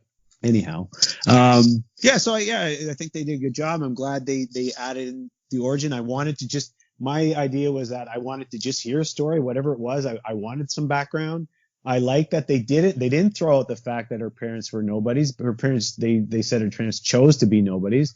They were hiding her. So that wasn't thrown out. They didn't retcon it. They just, altered it and made it from a different point of view. But it was still part of the story, and it made sense. That's what Kylo saw, a vision of, having parents that were nobodies, and that was that. And then the Emperor added in that, oh wait, no, there's more to it than that. And so they made sense, and I liked it. Yeah, no, I don't have a whole lot to add. I think you guys covered it. The one thing I would add is that I also liked the way they explained and tied in the bounty hunter that was sent by Palpatine to kill her parents, and how her parents had sold her off to protect her, and the ship that they left on was actually the bounty hunter ship. If you go back to The Force Awakens, the ship that her parents... Yeah, I'm glad they used that. Yeah, they flash back to her seeing her parents leave in that ship, and that was the bounty hunter ship, and he was responsible for killing them. So at the behest of Palpatine, right? This was... And Palpatine had actually sent that bounty hunter to retrieve his granddaughter so that he could... lure her to the dark side and train her to be the empress, I guess, of the dark side. But they sacrificed, her parents sacrificed their own lives to keep her safe, which I thought tied it all together very well. And I really do, to the point that I actually believe that's kind of what JJ had planned right from the beginning. So I'm if you ask me, was that planned or was it not planned? I think that piece was planned right from the beginning. I think he planted a lot of different seeds, and so someone else could pick it up. it didn't necessarily have to be that, but it was planned. It could have gone in another direction. He left it open to go in many different directions, and I think that's what they kind of tasked him to do. It's possible, but I think he did a real good job of tying that up, picking a direction and tying it up. So as good as he could. Yeah. Well, I thought it was great, and to echo your sentiments, Ray, and I'm not, when I say you, I mean the group of you. I think we're all kind of in agreement that Ray is the best character from this new trilogy. That I don't know about that. Kylo's pretty good. Kylo, especially in this last. Yeah, so Kylo redeemed himself in this last one. And I would say they almost come as a 2-pack. But if I had to pick one character, I loved Kylo in this movie, but I also loved Rey in this movie and in the trilogy as a whole. Kylo's whininess gives Rey in the first 2 movies. Gives Rey the edge as in the trilogy. So I think she's my favorite character. I think that Finn also redeemed himself in this. Absolutely. Yeah, we'll get to that. We'll get to that, but I think we're all in agreement that this was a triumph for Finn and Poe, especially Finn. So we'll jump in. You're right. You guys are right, by the way. I think you can hold Kylo and Rey almost neck and neck, throughout the trilogy. They're definitely the ones that stand out between the two of them. And I keep seeing online, especially people that don't like Rey because they keep throwing the Mary Sue out. So they have to stick with that narrative now, right? They can't leave that narrative. So they keep saying they want to tear down Rey and say how bad of a character she is. She is not a bad character, and she has a fully fleshed out arc in all 3 movies, as does Kylo. Those 2 characters carry this trilogy. Yeah, because I don't think they mess with their arcs as much as anybody else. Like they stuck with them. I mean, other than Rey's background, which is questionable whether they had it planned or not. Mm-hmm. I mean, especially Kylo. I think Kylo was the most planned out from the beginning, and they stuck probably mostly to his overall arc. Yep. Yeah, no, I think in the end they were both great, but if I had to pick one that was consistently a character I liked from beginning to end, it's Rey. Yeah, right. So, all right, so now jumping into the big one, and this is the one I think that maybe as much as the Luke backlash, this is the one that broke the fandom, and I think more specifically broke the trilogy. And this is the one that left them scrambling to pick up the pieces. And the question is, Snoke, who was he? What his origin, his rise to power, does he even matter? This to me, when they cut him in half and threw him away, this is what killed the trilogy. So did they adequately answer who Snoke was, where he came from, and were they able to pull this back on track? Christian, let's start off with you. Yeah, I'm 50-50 with you on that. I 100% agree with you that it broke the fandom. I completely disagree that it broke the trilogy because I couldn't have cared less about Snoke. But by the way, my take was a complete 100% whiff. I said that they wouldn't bother to give us an explanation. They did. So I got to tell you this. I liked the failed Snokes, the kind of creepy-looking, deformed Snokes that were potentially clones of Palpatine. What they gave us was very, very short. It was satisfying. I do want to point out that me personally, this is just me as a Star Wars fan, I did not require an explanation for Snoke. The arc of Kylo becoming the supreme leader and Rey and her story were far more important to me. He was just a big, bad, cackling dark side user who thought he was controlling Kylo, but at the end of the day, Kylo had his own ambitions, and he was the one that was in control. I did not need an explanation, but the one we got was perfectly fine. Not perfect, I should say. Let me rephrase that. Not perfectly fine. It was fine. And I liked the little creepy, they were in like test tubes or something. They were like these deformed, horrible, like disgusting-looking Snokes. I hope for the Star Wars fans that were pissed off that they didn't get something from Snoke, that satisfied them, that maybe he was a failed clone of Palpatine. Palpatine was always the guy that was the Machiavellian dude in the background controlling the entire thing. That, of course, harkens back to his character from the prequel trilogy because he was always the Machiavellian dude that was pulling the strings in the background. So I think that was a nice connection to the prequel and the original trilogy, that he has never changed. He is still the Palpatine that we know and hate, and he's always going to be the guy that's in the background. So, again, it was satisfying. I just want to throw it out there. I didn't need it. All right, Lupe. I agree with Christian on the fact that I do think that it was one of the major points of contention for fans. It did surprise me in The Last Jedi because I did expect and maybe even want for him to be something more. J.J. Abrams definitely set him up to be something more. But that's also why it's obvious that this whole Palpatine thing was just shoved in there. because Snoke was never ever set up just to be a patsy. He was set up to be a very significant player. But what Rian Johnson did, I was okay with, because I'm the type of person who's okay with unconventional storytelling and storytelling that upends my expectations and takes me by surprise. That to me is one of the joys of, consuming media and consuming stories and myth telling, because I've watched so much stuff and heard so much stuff that if it's, the same old, recycled stuff, it just bores me and doesn't really do anything for my spirit. But I think that the explanation that they gave was very feeble. It was very weak. It was one of the problems that I have with the film in terms of them course correcting was just really clumsy and brutish. I think that they should have followed the path that Rian Johnson set up in The Last Jedi, just being that this is what the Sith do.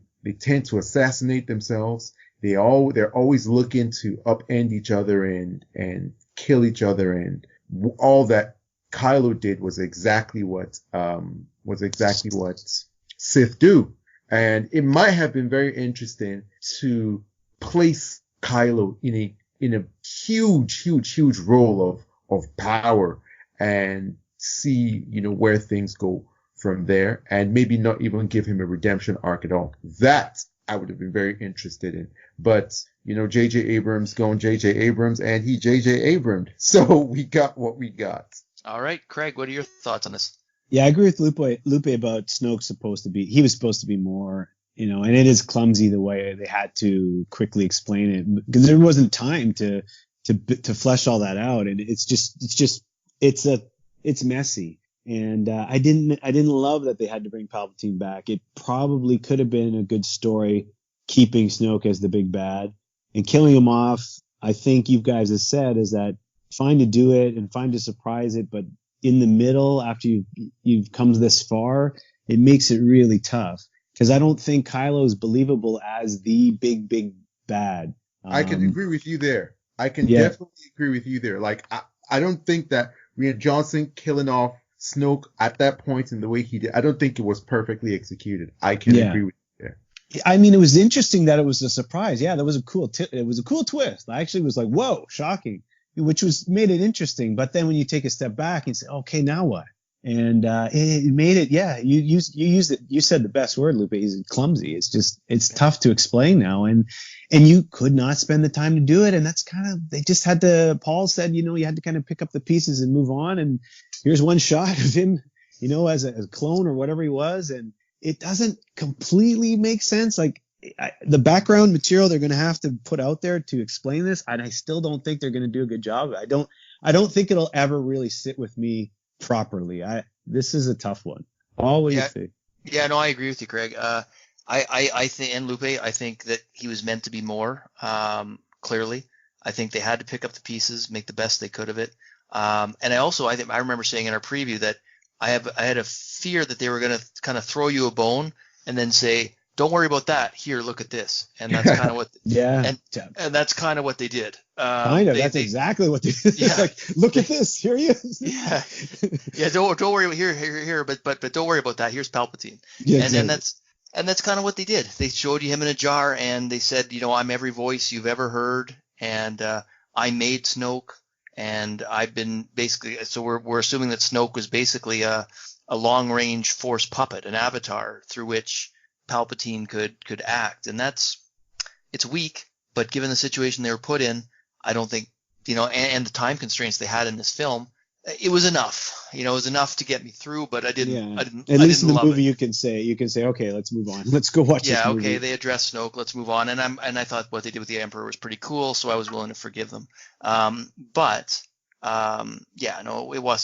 It wasn't ideal. And Christian, to your point, if you're saying that Snoke was just there to basically prop up Kylo, well, you can't even properly prop up Kylo if you don't explain where Snoke came from, how he found Kylo, how he corrupted him. I mean, these are important things. And instead of explaining that, they just said, no, it was the Emperor all along. Snoke was just a puppet. And And to that, to a certain extent, that kind of works because you have the history with the Emperor to believe that he would have been aware of Kylo, would have found a way to locate Kylo and slowly corrupt him and bring him over. And so I guess it's kind of a lazy way of basically giving credibility to that storyline without having to go tell it again from the perspective of Snoke as a real character. So long story short, I didn't love it, but it didn't break the movie for me because I liked what they did with the Emperor. Now, that's not a 100%. I loved what they did with the Emperor, and we're going to get into that on the next question. So the next question was the Emperor. How are they going to bring him back? Is he really back at all? How are they going to pull this off? So, Christian, why don't you lead us off? What did you expect, and how did this meet your expectations? It actually pretty much met them. I felt that, if you guys, we the three Star Wars nerds on the pod, I apologize, Lupe, but the three Star Wars nerds on the pods have read on the expanded universe and taken a look at the comic books and the novels and everything. And the Emperor has had secret cloning facilities across the galaxy, with one in particular. And he was obsessed with finding a way to live forever. And in the prequel trilogy, he said the dark side is a path to many ways that people would say are unnatural, right? So he already was, they planted that seed that he was looking into that. So I really felt that the only way for them to do it was for him to either be a clone or his dark side essence gets passed into what would be a clone, and then that clone grows back into Palpatine. And he had a secret facility that was doing it because he had planned on the rule of two. He had planned on being killed at some point, or he had planned on just dying of natural causes at some point. He was obsessed with staying alive. So to me, this was satisfying. They didn't fully explain it. That's Star Wars for you. That's pretty much what you expect, that they're not going to fully explain it in a movie. And you're probably going to get some sort of explanation in a comic, or in Timothy Zahn going off and being a genius and doing his thing. So that's probably what you're going to get. So I was fine with it. It kept with the character. We talked before about whether or not Palpatine should have been the big bad. It doesn't matter. He's the big bad. He's the guy they brought back. So the way they did it to me was perfectly satisfying. I thought it was fine. They didn't have to give me a full explanation, and they didn't. It was fine. You had this really kind of creepy looking facility. Definitely dark side alchemy. Sith alchemy was being used there. I'll end it with this, by the way. He looked cool. He looked disgusting. The bones were coming out of his freaking fingers and stuff. He wasn't fully formed. It was a Palpatine that was existing and was alive, but he definitely wanted to be something more, and he was going to use Kylo and Rey to do it. And it was kind of just disgusting. So I like it. Yeah, he was ominous, and he brought the threat back. That's for sure. And without jumping ahead, I'll pass over to Lupe. Lupe, let's give us your thoughts. Could you repeat the question? Yeah, so this was the Emperor. So how are they going to bring him back? And is he really back at all? And what were your expectations going in? And how did what they gave us meet your expectations? I can't remember exactly what my expectations were. I thought that it was a very high potential, storyline. I did like the fact that they could bring him in. I liked his presence. I mean, this has been set up. Good storytelling is when something is set up, far in the past, or, and then it pays off later down the road. And I feel that George Lucas had set it up brilliantly, with that, iconic scene between Palpatine and Anakin, and to see it pay off here, it was satisfying. It had a lot of potential. It just wasn't the in between. It just wasn't built up properly, and obviously that's because of the direction that J.J. Abrams decided to go after The Last Jedi. And you alluded to something, Paul, about how this felt like it was two films in one, and everything was just mashed together and quickly rushed so that it felt like it was both the middle and the conclusion together. And I feel like the film suffered for that. So I feel like it had a lot of potential. It still did in some parts. It felt natural and it felt good, and it felt like this does make sense as a story point. But because of how staccato and stop, start, change direction, left, right, okay, they don't want us to go left, let's go right. No, not that right. It just didn't come off as well as it could have. So I'm kind of mixed feelings on it, really. Okay. Craig, what are your thoughts? Yeah, I mean, they really gave us the one line, and I said they would that they should tie it to Darth Plagueis because that lore was established. And basically, to make it quick and short, they really did, and it didn't have to explain a lot because they tied it to that with the one line. The dark side of the Force is a pathway to many abilities some consider to be unnatural. And that was it. Move on. So, I mean, they did what they had to do to make it happen. So, there's some missed opportunities for me there, but they kind of left in a tough situation and did it fairly well. It really, it was enough to keep it going with the movie without having to add a ton of explanation in there that would have just, made the movie too long. So yeah, again, a missed opportunity, but they did what they had to do and it worked for me. Yeah, so I think I had the most outlandish prediction for this one. I didn't think we were going to get the physical manifestation of Palpatine. I thought that he had transferred his essence and his knowledge into a holocron before the Death Star blew up, and they were going to find his holocron on the Death Star. Kylo was, and we're going to find out that through this holocron, his essence had been manipulating Kylo all along from afar. Maybe. And it wasn't actually that far off in a way because there was a holocron on the Death Star. Actually, you really weren't. Except that holocron was a wayfinder, not a holocron. Mm-hmm. But Palpatine was manipulating Kylo from afar, just and not I think from a Lupe holocron on the said Death that. Star. I think Lupe said that there'd be voices in Kylo's head. That was in the trailer before our preview. No, we didn't. Oh no, that trailer was after our preview. You're Yeah, right. we hadn't Trailer seen came that. out after. I didn't see that. Yeah, I didn't see that trailer. I never saw that. And that was The before. trailer came out after our preview. Yeah. Yeah, absolutely. Because when I saw it, I'm like, oh yeah. Because as soon as you said that, I'm like, oh, that's definitely what they're gonna do. That sounds great, and they did it. You got that part right. Yeah. So here's the thing. They introduced a holocron, but it wasn't really a holocron. It was a wayfinder. They did find it on the Death Star. Rey was tempted by it, by whatever she saw on the Death Star. And now Palpatine was remotely manipulating Kylo. I'm still not clear whether he was a clone or whether that was the actual Palpatine that survived. Judging by his state, if he was a clone, I don't think he would have been this decrepit, half-formed old man. He would have been something healthier, something stronger, presumably, right? I think that was the actual remnants of Palpatine's physical body being kept alive by those tubes and fluids that were pumping into him. Now, how did he survive? Maybe I don't know. Maybe the Palpatine on the Death Star was a clone, and he's always been this decrepit thing in the back that died somewhere or got that way somewhere in between the prequels and the original movies. Yeah, well, it's possible. I don't personally. It's a theory. Think that I thought one of the cringiest lines in this whole movie, that Dominic Monaghan guy had two of the cringiest lines in the movie, and one of them was that out of nowhere, this guy we don't know comes with, oh yeah, cloning, the dark arts, Sith magic. Just throws out all these different who is this cheesy guy coming in here piping up about the Sith like he knows something, right? That was the most shoehorned in line of bad exposition I've ever seen. But I could block that out because this neither validated nor invalidated the headcanon I built around this whole resurrection. So in that sense, it lets me continue to believe what I want to believe, for better or worse, until they solidify it in some comic book or offshoot novel, which they probably will do at some point. And we'll get to this later, but I think that there supposedly was a version, and I think this came from a credible source. This came from the editor herself, that they did actually explain it more in the movie and then decided to cut it out because it affected the flow of the film, I guess.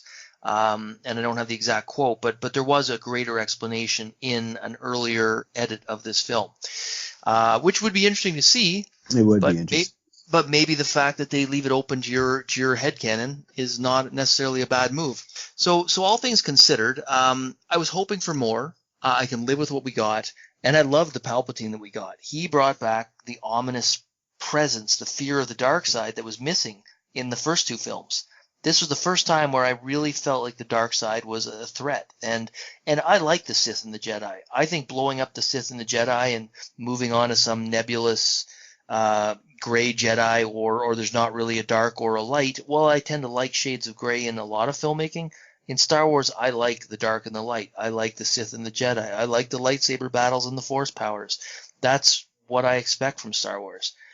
So for me, he brought back the Star Wars to me. He brought back the Sith. He brought back the darkness and the big bad, I guess, of the Star Wars for me. So I was overall pretty pleased with Palpatine, and he was both one of the greatest strengths of this film and one of the most frustrating weaknesses in that one throwaway line of expositional dialogue to try and explain how he survived. So I'll leave that one there. Next was, will we see Anakin Skywalker or Darth Vader? And I think this will be a quicker one. I mean, we had one line of Hayden Christensen's voice. In the end, where, as we predicted, there was going to be all the Force ghosts coming together to lend Rey their power, and it pretty much happened as we expected, and we expected that even without knowing that was one of the leaks. So I guess we had some theories about what might happen here. So I guess really the question is, given how little we got, was this adequate what we got in the film? How did it meet your expectations? Because I think we all had sort of hoped there might be more. So Christian, I'll let you start us off. It was slightly dissatisfying to me. I thought Vader was going to appear in some sort of vision, and we got his suit. And they finally destroyed the suit, so it's time to move on. Symbolism, right? So that's that. So there's really not much else to say about that. I guess Vader and the legacy of Vader is gone. I did believe that we would get a full Anakin Force ghost. I did think that, and potentially have him interacting with his son, guiding Rey. I thought that would have been a nice, touching little moment. So it's a little dissatisfying for me. But we did get him. If you listen, he said stuff like, when she had that moment at the end when she felt the previous Jedi coming through her, I guess, coming to her defense and speaking through her, Anakin's voice said, "Bring back the balance, Rey," as I did. He also said, "I believe, let it lift you. The Force surrounds you." So he was still a guide. I liked that. And if I'm not mistaken, that was Hayden Christensen's voice. I hope I'm not wrong, because it definitely sounded like him. Yeah. So absolutely sounded like him. Thank you for confirming that. I appreciate it. Because my wife looked at me and was like, whoa, was that? Yeah, it was. I said it sounded like him. So I'll end it because I don't think I have too much more to say. It was partially satisfying. I would have liked, even in that ending moment when she took the Skywalker name, it would have maybe been nice to see the family together with Ben. You get Leia and Luke, and that's it. Give me Leia, Luke, Ben, Anakin. Just give me everybody, or give me nothing. Don't even show it at all. I would have been fine with that. But I think I wanted to see him one final time in his full form. It would have been nice to see him standing next to his son.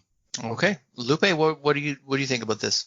Lupe, what are your thoughts on how they dealt with Anakin Skywalker and Darth Vader?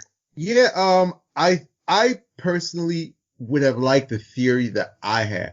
I would have liked for Vader to be speaking to Anakin, and I would have liked at the same time, obviously as they did for Vader to be speaking to Kylo, and I liked Anakin speaking to Rey. I think that would have added something to the mythology, something to the effect of when someone goes to the dark side, even if they convert back, like their essence, there's a part of their essence that stays there or something like that.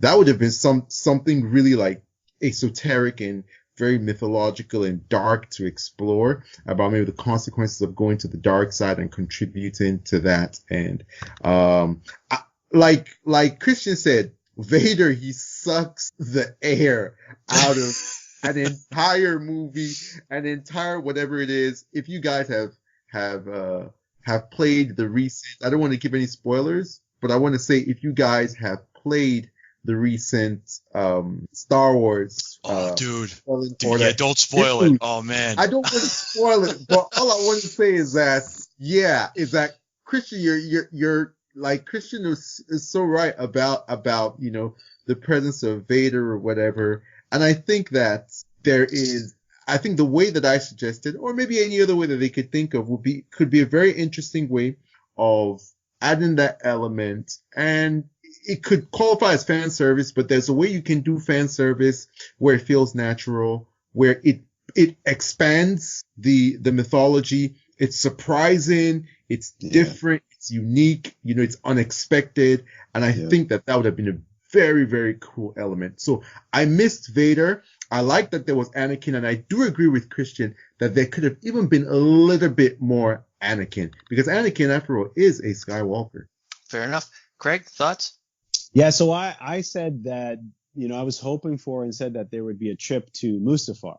And where Vader, a holocron of Vader, a vision of Vader would come in, a holocron projection of him would come in. And we did get the trip to Mustafar. That planet in the beginning was Mustafar, if you didn't know. But apparently it was cut out. There was a little Vader in there, and it at least explained that they were on Mustafar, or showed better that they were on Mustafar, and that was Vader's holocron that they were getting. I don't know why they cut that out. Really? Why they didn't? Yes, or why they didn't include that. That is a huge missed out. It makes no sense. That's one of the cuts. That's one of the Reddit rumors we're going to get to. Is that supposedly that scene on Mustafar was 2 minutes longer, and it included Kylo being influenced by Vader's breathing and having blurred vision, and you hear Vader's breathing while he's cutting down these guys. And and these guys are apparently like acolytes of Darth Vader. Like they were defending his castle. Like, whether that's true or not, it's a missed opportunity no matter what. They should have done more with it. They should have fan fiction or not, that's pretty cool fan fiction. Right. And they could have they should have just done it. Whether that's planned, whether it caught out or not, that should have been in the film, and it would have been amazing. I also, so what I would have wanted to see was, again, like you guys said, more Anakin and more, so Vader in the beginning and Anakin at the end. More, we got a little bit, but more. I would have liked to actually see the Force Ghost of him and the other Force Ghost. You still need it to be Rey's story. You still need Rey to be the one that wins, that turns the tide. But to see the help, to actually see, I would have loved to see Anakin in the movie. And that's what I had said. And so again, the Vader and Anakin thing is just a huge missed opportunity. And you guys are talking about Darth Vader like sucking the air out of a room. I don't think that's a problem. I think it's great. No, I don't either. I don't. Yeah. But it's just an observation that whenever you put Vader in anything, people are gonna go crazy and talk about it. It's not a bad thing at all. As I said. Yeah. It's one of those things that could be seen as fan service, but it depends on how you do it, as you said. If it's well executed, if it's unexpected, if it's adding to the lore in unexpected, new, rich ways, then I'm all for it. Yeah. I think Rogue One did it perfectly. Oh, right. Yeah. We had Vader. We got to see Vader in the middle. And to be honest, Paul and I talked about this. I would have been perfectly fine if the 2-minute scene with Director Krennic was the only Vader we got. We got to see him ominous. He choked him out for a couple minutes. Oh, you said, and he was snarky Vader, right? Which is what we got, sarcastic, snarky Vader in the original trilogy too.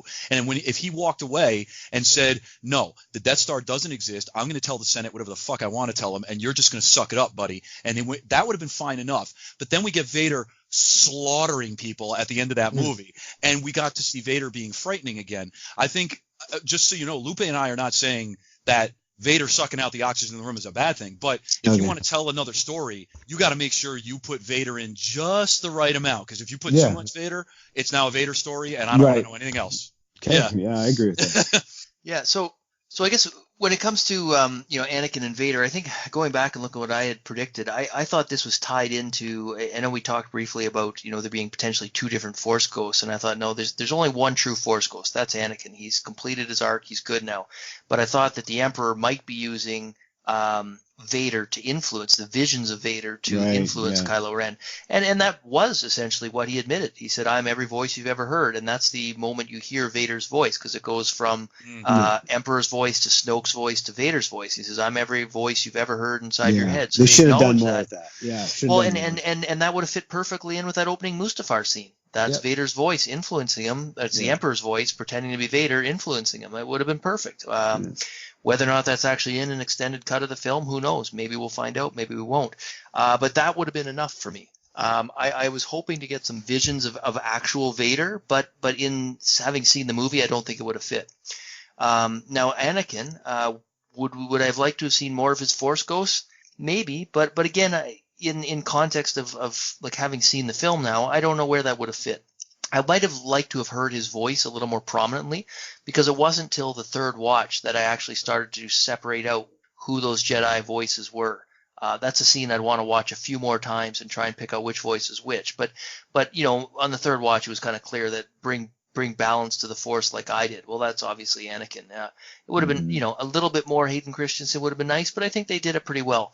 And until Christian just mentioned it now, I didn't even consider that Rey at the end could have looked over and seen not just Luke and Leia, but also all the other Skywalkers.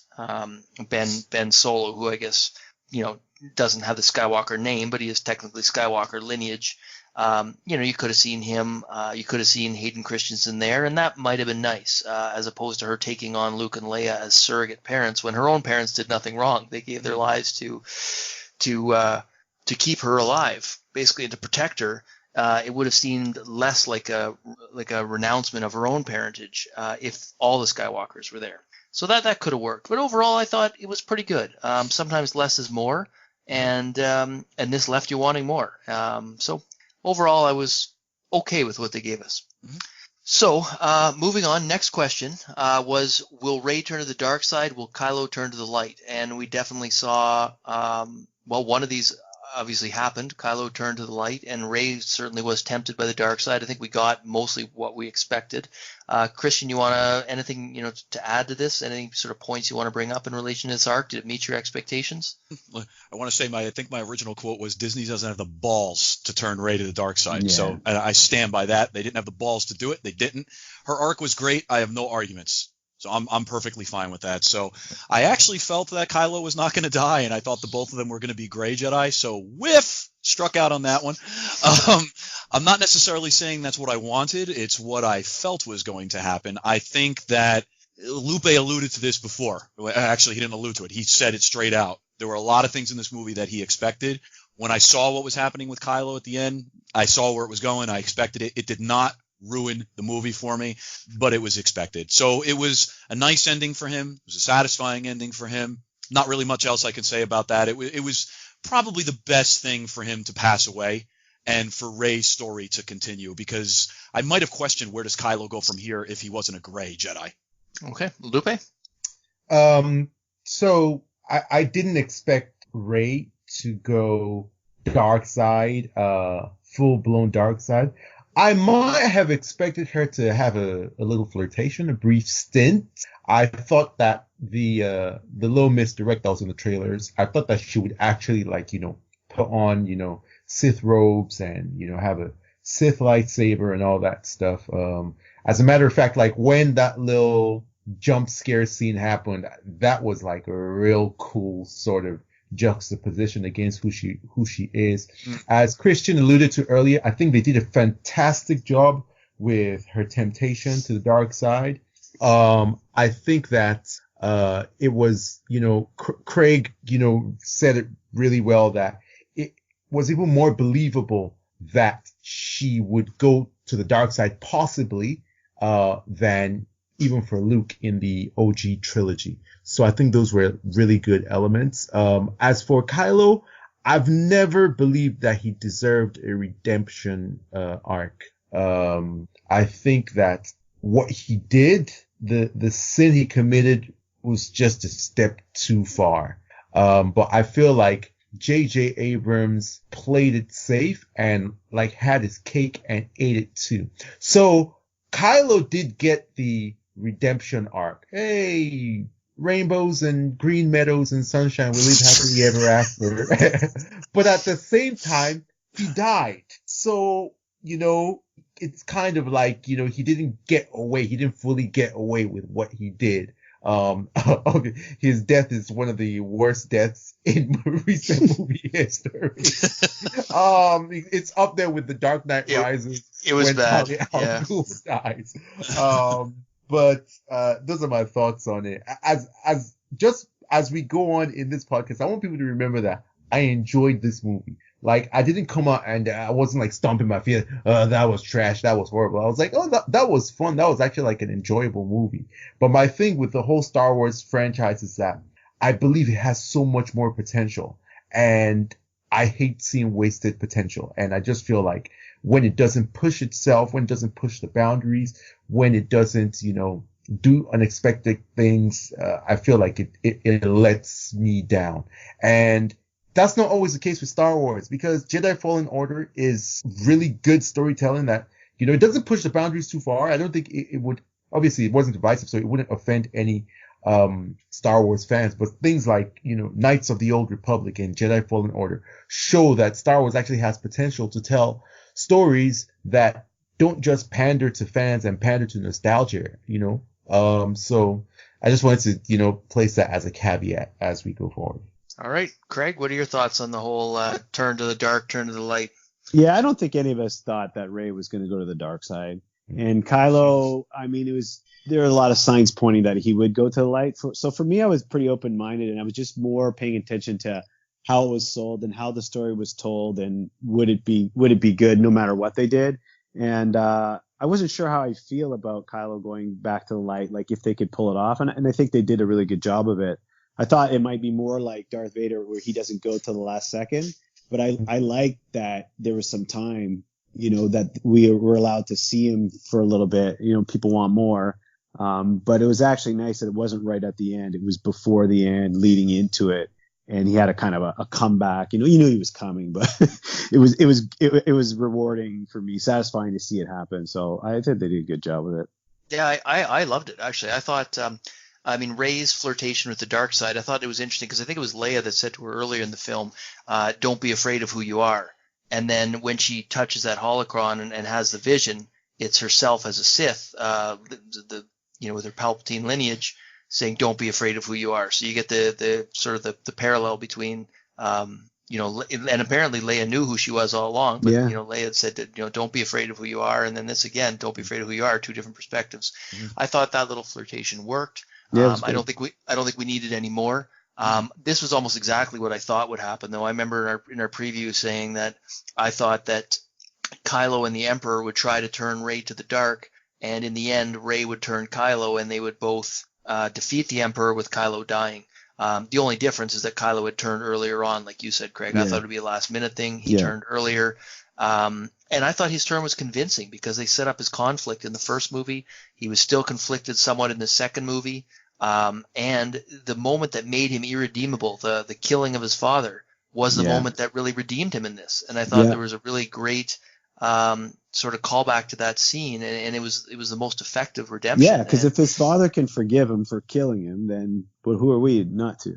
Yeah, well, and the thing is, this isn't like a pure he's a hero now redemption. It doesn't undo all the killing he's done, and no one ever asserts it's that like it real is. life. It's like real life. Yeah. If you killed somebody but then felt bad for it, you still go to jail. You can't if you undo say it. I was wrong, and everyone forgives you, still go to jail. Yeah, you still have to deal with it. Exactly. He can't. It's like Darth Vader. You can't undo all the wrongs you've done, but you can die doing the right thing, and that's what he did. Which is why I always felt I wasn't sure where not killing Kylo. Where do you go? Because the guy's a war criminal. So you have to kill him. Yeah. I mean, he's going to have to, even the New Republic or whatever the remnants of the New Republic are that are trying to reform after the fall of the First Order and everything. Someone's going to try the guy, right? He's definitely going to go to war crimes trials. So, what happens to him? Then he gets strung up. How interesting would it be to have him become like a Dark Knight character where he's doing good, but he's in the shadows, and the authorities want to capture him, but he's still doing good. Yeah. It'd be kind of interesting. Yeah. Sort of, but again, I think this is one of these things where I actually like the parallel to Darth Vader's arc. I didn't have a problem with that, and I think I said in our preview that I think it's the only way they can go, and I don't think that's a bad thing. And I was satisfied with what we got. I thought it was good. I thought him dying a heroic death was fine. Now, as Lupe pointed out, the death was cringe. To me, when he putting his hand on her stomach and transferring his life force to her could have been executed a lot better. I don't know. For me, I thought it was weird that he put his hand on her stomach. I would have expected, he put his hand on her heart, but I don't know, maybe they would have thought that was too risque. But feeling her up, bro. Yeah, that's exactly. But that's what he should have done. He should have put his hand on her heart and restarted her heart. And you should have seen the life drain out of him and go into her, and he should have keeled over and died as he was transferring his life to her. And there should have been no happy moment of Reylo kiss followed by him having this weird fainting death, which was cringe. So I think that the execution of that life transfer and death could have been done better, but overall it didn't derail my enjoyment of the film. It was just, you look at that scene and think, they could have done that a little better, but the actual elements of what happened in that scene I was fine with. I just thought the Reylo kiss was a bit of pandering to the Reylos, and apparently they were ticked off anyway. They didn't like what they got, so yeah, maybe it pandered to them for nothing, but oh well, what can you do? Anything to add on that one, guys, before I move on to the next question? Nope. No? Okay. All right. Next one was the Knights of Ren. And I think this one, we kind of got what most of us expected. I think in some ways we actually kind of hit on this a little bit. But our fears were that you wouldn't get much of the Knights of Ren. And we didn't get much of them. So I guess the question is, did we get enough? The way they were using this film, did it work for you? Craig, you got exactly what you wanted, one badass fight at the end. Lupe, you sort of asserted that they could be like the Inquisitors, Kylo Ren's Inquisitors hunting down the last of the Jedi, in this case hunting down Rey. And I remember, Christian, you saying, well, that would be cool, but what's Rey going to do, beat 20 of them? So we weren't too far off. So I guess, Christian, over to you. What did you think about what we got? Yeah, I really had no theories, so I didn't feel that you could do a 60-second cameo because I just thought that would be slapping people in the face with, hey, we got the Knights of Ren, guys, and that basically would have been it. So they did something. I mean, being his Force quote-unquote generals, enforcing his will, and that's kind of what we got here, right? They were out in the hunt. They were kind of quasi-Inquisitors, which was pretty interesting. And you're right. I did not want to see Rey just going out there wrecking 20 dudes. I just was like, that just doesn't make much sense. It was a nice turn to see Kylo being the one doing it. So to me, that was satisfying. Did anybody else, by the way, notice the little Han Solo-esque shrug he gave them before he started fighting? I thought that was really cool. I thought that was a tribute to The Matrix. Am I wrong? Was Did Keanu Reeves not do something like that in The Matrix? Lupe, you're the Matrix fan. Did Keanu Reeves not do one of those like come on sort of hand motions in The Matrix? Am I imagining that? Well, that's a Bruce Lee thing. That's actually Bruce Lee. It wasn't exactly like that. Yeah, no, it wasn't. Okay. That's a callback to Bruce different. Lee. That's a Bruce Lee. Come on. Oh, Yeah, yeah. Matrix does. That felt like Keanu Reeves to me, and I But- thought, I got to go back and check that. No, That I'm was just saying that the thing. Matrix got that from Bruce Lee. And this Yeah. also from Bruce Lee. Okay.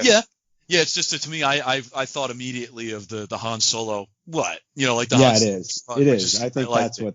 I think that's what Okay. they're going for there. Yeah. Yeah. Because I got Matrix, so maybe you were right. Maybe you got the intention, and I went off the rails. No, you're fine. They're trying to make him like Han in that whole when he's redeemed, he's acting like Han, like with the ouch and like just he was Han. Yeah. I mean, I'll pass it to the next guy because I was fine with what we got. The only way now you're going to do justice, quote unquote, if that's the word you want to use, to the Knights of Ren, you got to give me something on Disney Plus, or you're going to have to give me something in the expanded universe. There was no way you were going to jam 60 seconds of the Knights of Ren into this, and there was no way you were going to make them half the movie either. So I think what they did was the best that they could. They were satisfying enough, and like you were saying about Craig, they got a really cool badass fight scene. So, hey man, what we got is cool enough. All right, Yeah. Lupe, thoughts? Yeah, I think they executed it as well as could possibly be. J.J. Abrams never ever really set them up well or said much about them. And I think Rian Johnson did a decent job, showing like, they went to like school together and they all got turned, and them serving as Inquisitors completely makes sense. I might have liked to see a bit more of their personalities. I know we saw them, walking through the halls and somebody talking about them like they're celebrities. Oh, this was a nice winner.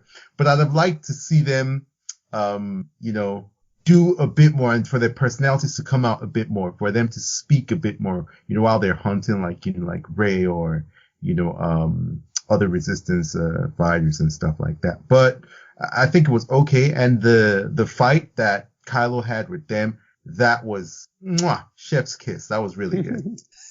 All right, Craig. Yeah. Craig, anything to add to that? I won't add much. It said like they gave us what I said is leave potential for more. Leave us wanting more from them. And when you look at the visual guide now, there's some really cool stuff about their weapons and their background. They're actually all Force sensitive, but they don't really have a mastery of it at all, but they all have it a little bit. And they were around before Kylo Ren. Kylo Ren took over as the leader of them. They weren't students of Luke. So there's some interesting stuff that's coming out in the comics. And, we'll probably get more. And, it's kind of too bad they're all gone. We can't see any more of the future. We have to go back to the past. They did all die, right? I'm pretty sure they died. Yeah, they did. We chopped They them did. up. Yeah. The few of them got skewered, and I think one went off a cliff, and they got hacked up. Mm-hmm. So I sort of echo those sentiments. I think we got exactly what we expected. I was hoping for maybe a little more of their backstory, but now that I've seen the movie, I don't know where it would have fit, and that was a concern we had going in. Like you mentioned, one of the things about this movie that I think is a good thing is that it makes me want to go out and buy the visual dictionary. I want to learn more about the details we didn't get in the film, and that was the way I felt about The Force Awakens too. It gives you just a taste and makes you want to do more research. And so that's something that's going right in both these films. I think Star Wars has always been. Yeah, and that's what I loved about The Force Awakens, and that's what I loved even more about this one. And I liked the Knights of Ren. And one of the things I said was, I don't need to know everything about them. I don't want to know their personalities. I don't want to know that one's Jim and one's Bob. I don't care about any of that stuff. I want to know about them as a group at high level terms. Where did they come from? What's their role? Let's see some cool action with them. Keep the mystery, but give me a little bit. And that's pretty much what they did. And like you said, now there's no future for them. You can only go back. But if the Visual Dictionary has information on them, then great. I'd like to know that. So yeah, overall, I was pretty happy with what we got of them. Surprisingly, given that we got so little of them, I was still it kind of worked for me. Okay, moving on now. I know this one, Lupe, you wanted to talk about this one earlier, and I think we're all in agreement on this one. Finn, Poe, and Rose. I think they finally got Finn right. So let's jump into those characters. Now each, you can't universally say they got all of them right, because I think the experience with Rose is very different from what we got with Finn in this one. But let's talk about all three. Christian, thoughts?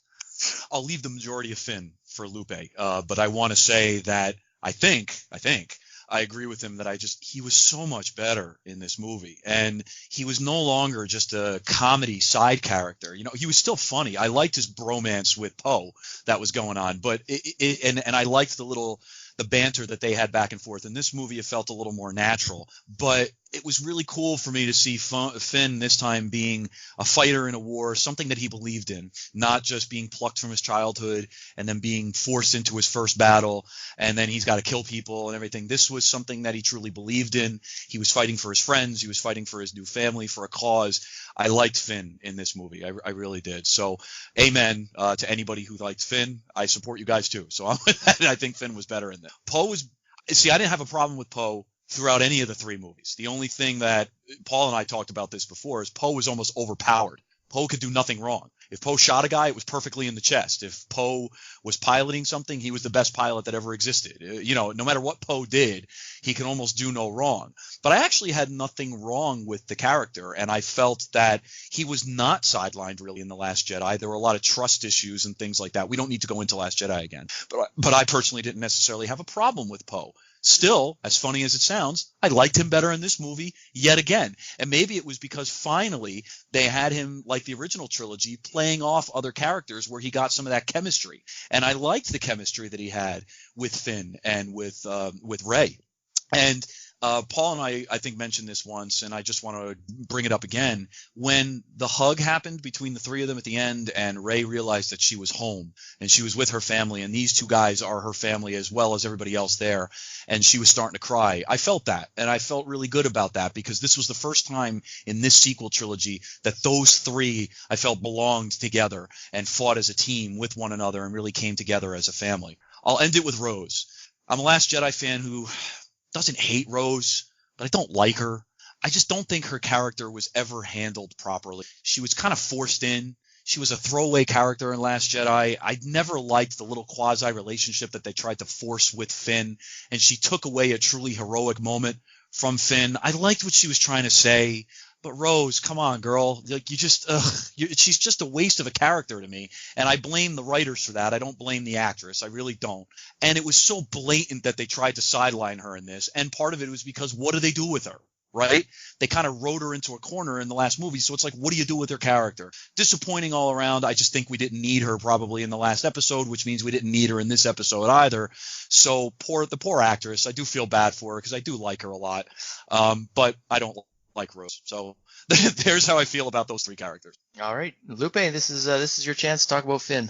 Well, first thing I'll say is that let me declare my bias. John Boyega is Nigerian, and I'm also Nigerian. So I feel a kinship to him.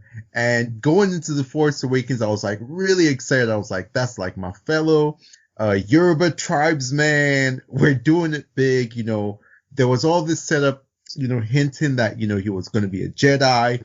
He was going to have, the Force within him, and there's been an awakening in the Force, and he pops up.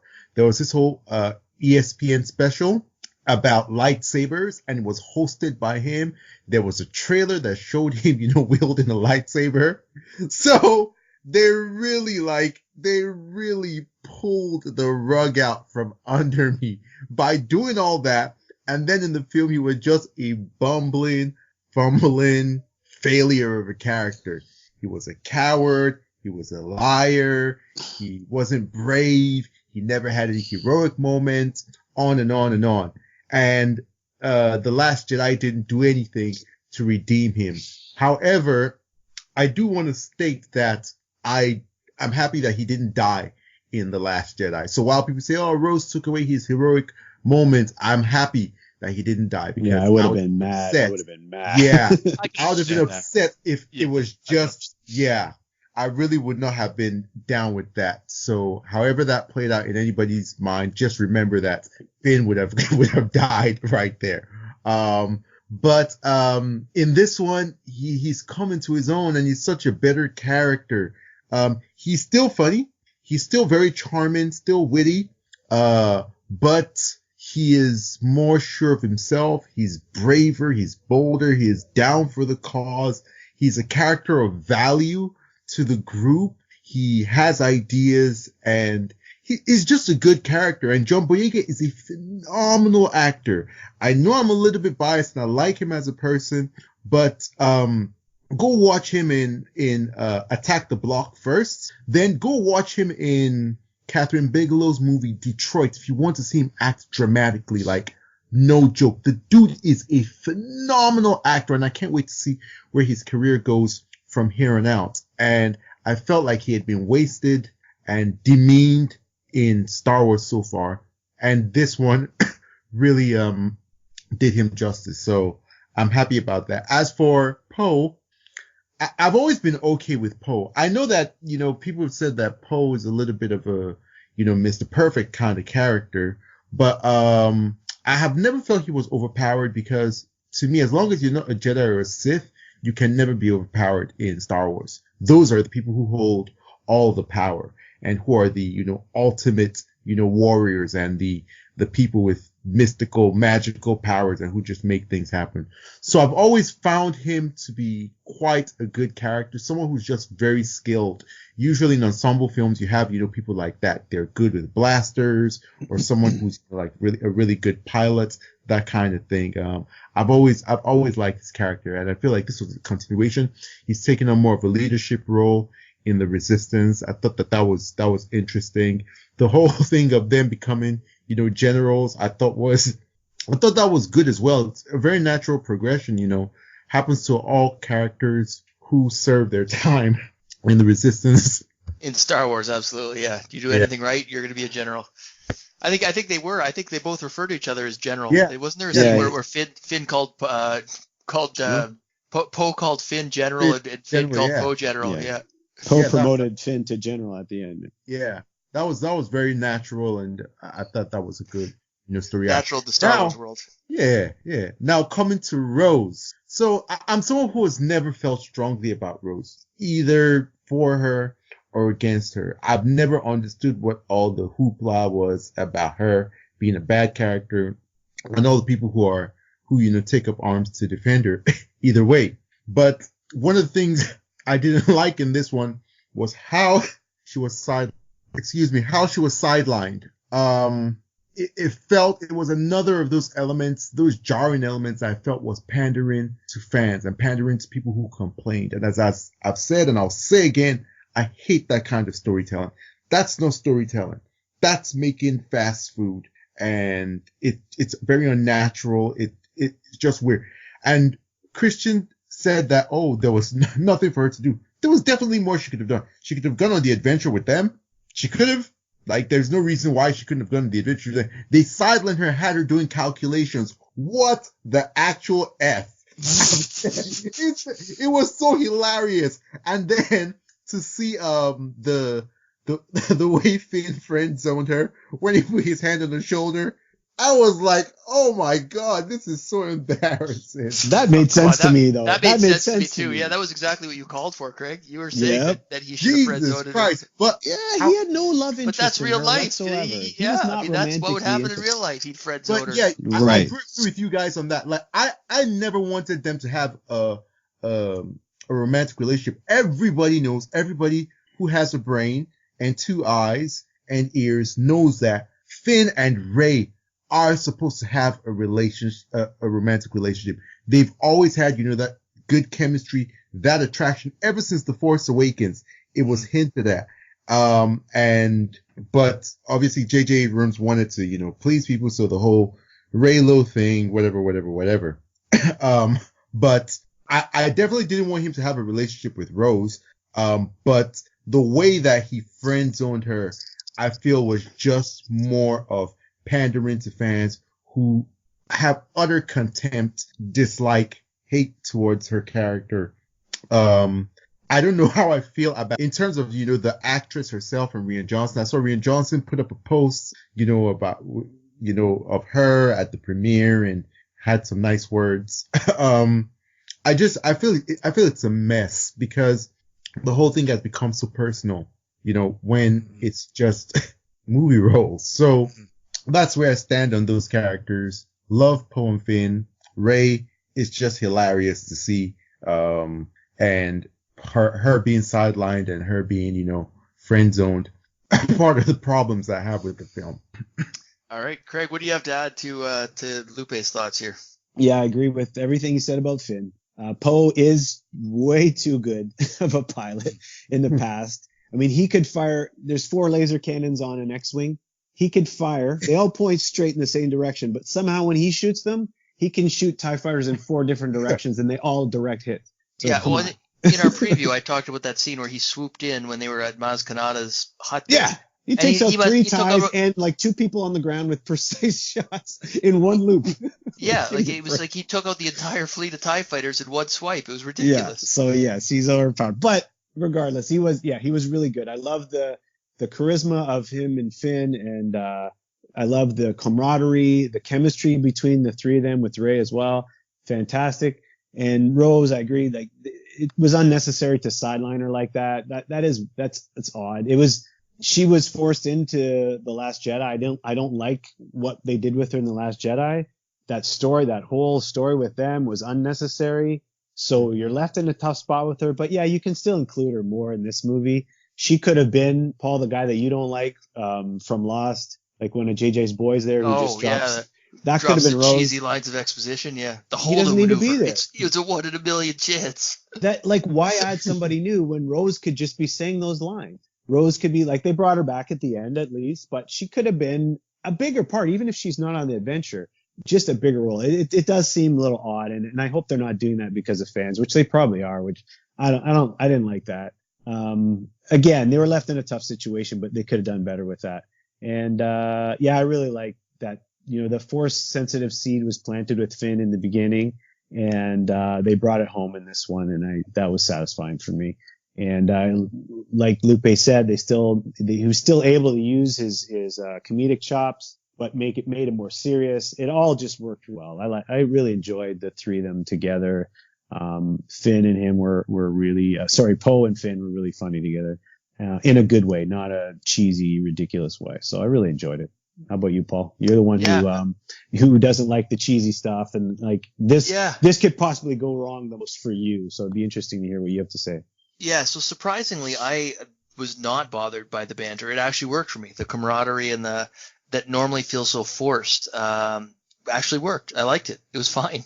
I really liked what they did with Finn in this movie, and I think Christian and Lupe touched on it first in that he wasn't a jester. He wasn't a coward. He wasn't going from buffoon who bumbles into some act of heroism and comedic relief. He was a legitimate, useful character that served a purpose, and I liked him in this. This is what I wish we had for the first 3 movies. So I really liked what they did with Finn. I don't know if there's anything more to add to it. Poe, I definitely thought he was too good and too cliche. Yeah. cocky hothead that can't do anything wrong, has to be put in place by had to be put in place by Holdo in the second movie. It was just pure cliche cringe. This movie, he kind of he failed, and he knew he failed at the end. And when he sort of said, "You know what? I'm sorry. I was wrong. We lost." I don't know if those are exact words, but I think you guys know the scene I'm talking about at the end when he thought that right before all the legions of rebel ships came. Yeah, he felt responsible that they were Yeah. going to lose, that he brought everybody there getting killed. Yeah. Yeah, I love that, and I liked his flirtation with Zori Bliss and how she was kind of rejecting him constantly. I thought that kind of worked, and that could have been cheesy too. And I thought they actually pulled that off without being too overly cheesy. I mean, it touched on a little bit of cheesiness, but it worked. And how about when he turned on the flashlight like we did when we were kids for lightsabers? Yeah, yeah. And it was like kind of a dick joke too. Yeah, exactly. He couldn't quite measure up to Rey's big raging light. So yeah, no, I thought that whole thing worked. It was great. And Rose, I thought we got exactly how much of Rose we needed in this film. And that's not to say that sidelining her was a good thing. I just think we got way too much of Rose shoehorned in the last one. And I thought this was about the right amount of Rose. This was about the role that type of character should have had. A step above that Dominic Monaghan's role, which was utterly pointless and useless. There was one other guy, the big TIE fighter pilot. I don't know where he came from or why he got such a role, but he was kind of cringe too. You mean the other X-wing pilot? Or sorry, X-wing guy. Yeah. Snap. Well, he's part of JJ. He's in every JJ movie. Oh, is that what he is? He's got a lot of story in the novels. He's got a big backstory in the novels. And he was cringe. With the, can you try to be more optimistic? Oh, everything's super. It's great. Just like his best ever. You're like, oh, that's cringe. But, there's a few throwaway cringe lines that, I could have done without. But overall, great. I thought Finn and Poe were perfect for this movie. And Rose, we got just as much Rose as we needed. So, great. Next, Lando and cameos from extended universe characters. So I think we got about exactly what we thought we'd get from Lando. I guess the question is, did it work for you? You guys thought it would all be fan service, and I said you can do both. And I think I was right. Yeah, I'm not going to argue with you. It was both. And then extended universe. We talked briefly about Ahsoka, and apparently we got a little bit of Ahsoka's voice in there. That's one of the voices I'd need to listen a couple more times to pick out exactly which one was Ahsoka. And we got a bunch of the other cameos from Jedis in that, in that end scene. So, Christian, I guess briefly, thoughts on Lando and cameos from Lando and cameos from other extended universe characters. I think Craig said it. I was so scared that Lando was going to just be pure fan service, and as it turned out, he wasn't. And I thought that was cool. He actually, one of the things I liked the most about him is that he gave Chewbacca a legacy piece of his family to lean on again. And that was cool too, because it strengthened Chewbacca's character a little bit. And Lando could have been handled a much worse way. And I like the way they handled him. Anybody else love seeing Wedge, by the way? I thought that was so cool to see him come back. And go ahead. I got to tell you guys, I've never understood the Wedge fandom. I don't get it. I've never have. But it was just He's cool. the only guy. He's the only other guy who survived the first Death Star attack. That's why. Yeah, so what? I know people like Wedge, but I just couldn't care less about Wedge. Anyway, go on, Christian. No, it's cool. And then you're right. I think in terms of extended universe, really the majority of the stuff that you heard was at the end when the Jedi were talking to her. And I heard Ahsoka's voice call her name, said Rey. There were a couple of other people like Sakura said, let it guide you. I think Ahsoka said, as it guided us. I believe she said that. Definitely heard Mace Windu. And you heard a little Samuel L. Jackson say, feel the force flowing through you, things like that. So that was where you got the majority of the extended universe. Yeah, Kanan was in there too. Yeah. Adi Gallia was in there. I'll let you guys expand on that, but I'll just end it by saying I don't know how much more. There was so much nostalgia and stuff jammed into this movie as it was. How much more from the expanded universe could they have slapped in there without it just being pure fan service? So probably what they did was the best that they could do without it going off the reservation. And it was really nice to hear some of those voices. It really was. So I'm interested in seeing how you want to expand on that. Yeah, no, I tend to agree with you, Christian. I don't have a lot to add to that. But Lupe, do you have anything to add? I mean, what are your thoughts on Lando in this one? You thought he was Yeah, a you creepy didn't old like him. man that needed to let it go, right? Yeah. I still think the same about him. Like, dude, give it up, man. Like, just give it up. There was a particular line. He was speaking to, I can't remember the name of the black girl. Oh, that was creepy at the end. Yeah. Let's Like, find out. You know I was what? like, That's oh God, what's that is you guys putting your own creep factor I in there. know. I put no, that no, back man, on that was you. creepy. It was- Oh, I man, I know. picked up on daughter vibe there. Wow, you guys So did wow, I. creeped it Ah. out. Oh my No, God, you creeped it out. No. You guys, that's your own personalities creeping in there. no, the I know. I'm first- worried no, about that, the Craig. first- I am worried. No, I know. no, wait, the first felt time fatherly, I thought, is that a grandfatherly daughter to me. vibe? I wasn't sure. And then I heard people call it a creep online, and then I made a point of watching for it in the next 2 showings. And it was creepy. It was a little weird. It wasn't full creep, but there was a little bit of creep to it. It was not. There's so many other characters and there's so many other it was Well, like Lando. Come on, Lando. Well, I Come think on, Lando. we'll get Works to every time. Yeah, it's because he's got so much charisma. So much charisma. I think he's just oozing so much creep, he just can't shut it off. But what happened was that they edited out the fact that they insinuated that he was her daughter, and that was edited out of the movie, so it didn't make any sense when they put that back in there. That's the problem. Exactly. It didn't fit anymore with whatever they cut. But I still didn't feel the creep factor. Let me put that on record. I didn't You're see biased. You're biased. It was pure No, creep once again. you're biased because you guys are creepers yourselves. Flipping it on us. Okay. Well, as I said, I'm not the biggest Lando fan in the first place, so he didn't bother me too much, to be honest. I didn't think anything of his presence or lack thereof. In terms of extended universe stuff, they didn't add too much. I did think that it was I liked the presence of a holocron, and I really don't understand why they kept on calling it a wayfinder. That kept on throwing me off because I was like, I don't care what you say. That's a holocron. Yeah, and you can just quickly explain what a holocron is, because there are characters who wouldn't know what a holocron is. You know what, Lupe? I thought about it. Sorry, I don't mean to interrupt, but I think the only rationale I can come up for that is they had to make it so there was only 2 of them, and there's a lot more than 2 holocrons out there. So if you have to have only 2 of these things to fit the plot of this film, maybe that's why they made it a wayfinder, not a holocron. But that bugged me. That bugged me in the first showing, and I think will always bug me because it'll always make me wonder what the original story was, and we'll get to that in a minute.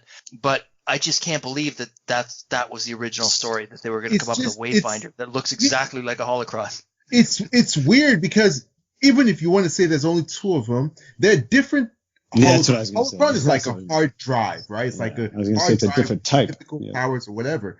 So you can't say that there's only 2 of this particular holocron. Right. It doesn't make sense to, it's just, that was weird because that's extended universe stuff that I think is really essential for them to start bringing into the main storyline. And they just fumbled. Maybe they just thought, people won't understand what it is, so let's call it a wayfinder. What? Why? So that was a bit of a bother. Hopefully, in the future they bring in holocrons and they call them what they are. They didn't add too much stuff, or apart from as Kristen went over the voices, and you guys are going to go more into it. I couldn't discern the voices apart from Anakin was the only one. Luke, obviously, Leia. Those were the only ones that I could discern. And I'm happy that they didn't go too far because as it was, it's a very full movie. I don't think it's bloated. I don't think so. I think it's very full. And so I'm okay with the amount of extended universe stuff that we got. Craig, anything to add? Yeah, so I liked how they brought, like, Lando made the difference this time last time in The Last Jedi, they put out the call and nobody answered. This time, Lando went and did it, and his charisma brought it home. So he's the guy who convinced everyone to come, so he was a big part of it. His creep factor won the war. Hey, call it what you want. And I like the way they use Lando. And like I said, he would be like a wise elder that's seen it all before and would give advice. And he gave advice to Poe when he was down. I thought that was great. The line that, Poe asked him, like, how did you guys do it? And, and he came out and he's, we didn't know what we were doing either. We did it together. That was good. And the voices, I only caught a few of them during the movie. Like Qui-Gon stood out. Obviously Obi-Wan, and you could hear the Ewan McGregor and Sir Alec Guinness They use that same line that they use in The Force Awakens where he says, Rey. Take your first steps. Yeah. Mm-hmm. I love that callback. These are your first steps, Rey. These are your first steps. Yeah. I love that. Yeah. Yeah. And then I didn't notice, like I see now that Ayla Secure was in there. I heard Mace Windu, but there's some other ones like Adi Gallia I wouldn't have recognized. Oh, how would you? Kanan, I didn't know which voice necessarily was his, but he was in there. Anakin obviously stood out. I think he even had a couple lines in there. And then Luke at the end with the Force will always be with you. And Yoda was in there too. So, yeah. And the Wayfinder thing was a bit odd. I even blocked it out as it was going. I'm like, oh, that's a holocron. I didn't even listen to them calling it a Wayfinder because I'm like, I guess it's a Wayfinder holocron. Okay, that's what you told me right after the movie. I'm like, I don't think they said that. I think that's your headcanon. But I mean, it works. It allows you to suspend disbelief, or I just allows saw you it not to get too outraged about it. Yeah, regardless. It's clearly a holocron. I'm like, that's Look a at holocron. it. I mean, it's clearly a holocron. So yeah, okay, move on. So anything else to add on Lando, Craig? No. Okay. I like it. So I'll just sum up as much as I joke about it. I actually thought he was well done in this film. We got just the right amount of Lando. Yeah, there was some fan service, but I liked it. I liked seeing him again. He served Chewbacca, as you pointed out, Christian. He served Poe's storyline. He used his charisma to bring back the fleet. I thought it was great. So I was happy with Lando. Creep factor aside, I thought it was pretty good. And those voices, I mean, I don't know how anyone knows who those voices are unless you got a recording and can sit there and listen to them over and over again. There's a handful that you obviously recognize, but the more obscure ones, I mean, I'll wait for it to come out on Blu-ray and then see if I can notice it because, I mean, after 3 watchings, I still couldn't pick out all the voices. But it was, I think it was about the best they could have done given all they had to do in this film. And as you guys pointed out, anything more would have been too much. So I think they're right. I texted a buddy while we were talking about a half hour ago, and he sent me a list of the voices. I'm going to send it to you guys after the pod. I got a list. All the voices. It's awesome when you look at it. Awesome. Well, I saw one of those lists briefly, but could I have picked those out myself without a list? Probably. No. 5. Yeah, exactly. Yeah. So someone somehow either watched it a lot of times or just really too deep into Star Wars, right? Yeah, Luminara is one of the other ones in there too. Luminara, yeah. I think it's the only one I didn't mention. Yeah, Ahsoka. Ahsoka's in Clone there. Wars. Yeah, and who was it? Ali Gadia. Was she Clone Wars too? I mean, I remember the name. I just can't even remember where she's from. Yeah, she and was in Ayla the Secura Phantom was Menace. Clone Wars. Yeah. So, all right. So, and lastly, about on top of the Wayfinders and Holocrons, and we'll get to this in a second again, possibly. The other thing I thought was really shoehorned in here and out of place and spoke to something that was changed in the process was that dagger. I mean, and she even had a line like when I watched it the third time, and she pulled that dagger out and she held it up to the contour of the sunk Death Star, which is, I mean, a whole world of ridiculous already. She recited something to herself about like the dagger, something about the dagger that, as far as I know, wasn't said earlier in the film. It was like a reference to something she'd learned earlier in the film that was cut out of the version we saw, and it just seems such an odd thing. And originally I thought, well, maybe that must have been the dagger of Mortis originally, and they repurposed it. But now I watched part of those Mortis episodes again last night, and I don't think that's the dagger of Mortis. I don't know what that is, but I just can't believe that was what they originally intended for that, and that they showed us everything that they intended to, because it just felt odd and out of place. So some weird stuff that maybe could have been tied to Extended Universe, dagger of Mortis, but now I'm less convinced now, let's say 24 hours ago, before rewatching those Mortis episodes. So moving on, lastly, before we jump into these Reddit rumors that have popped up about extended cuts and alternate versions, is there anything else about this film that jumped out at you guys that we haven't discussed or that really surprised you that we didn't anticipate going in? So Christian, anything to you that you need to sort of speak on before we move on?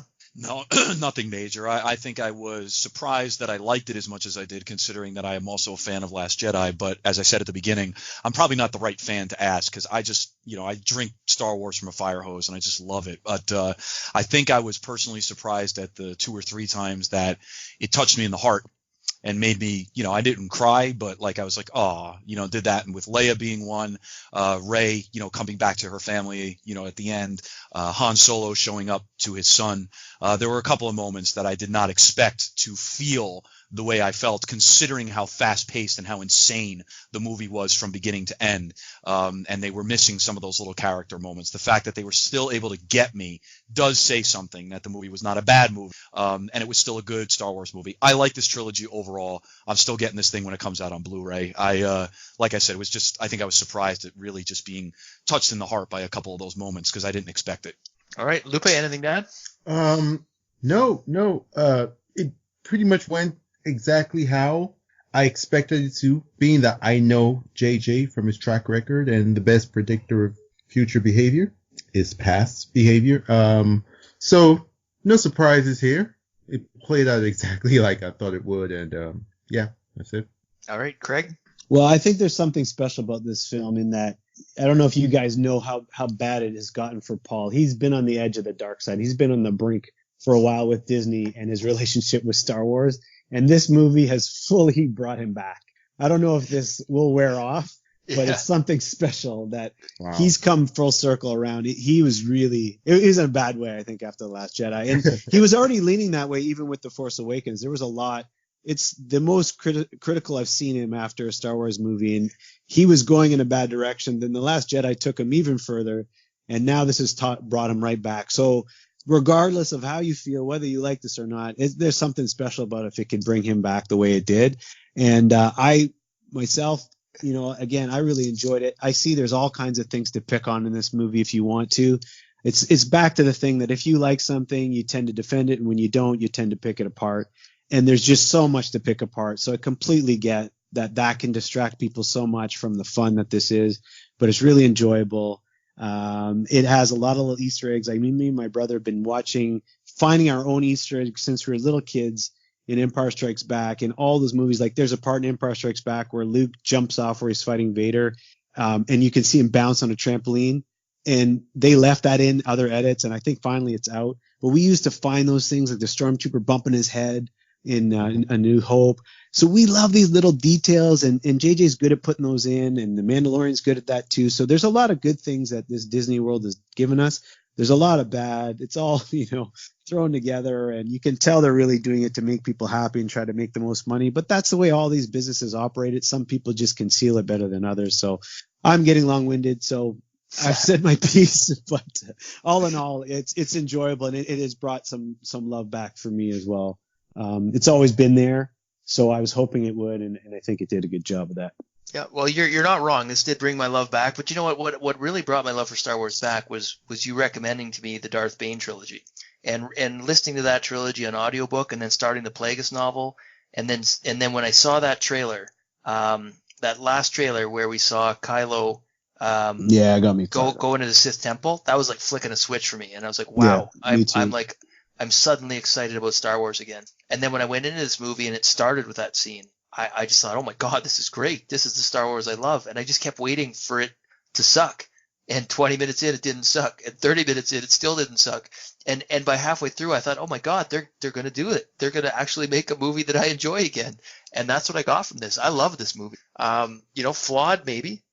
Rushed certainly, but I love the pacing of it. This was a fun, fast-paced adventure that you don't want to step away from for a minute. I loved it.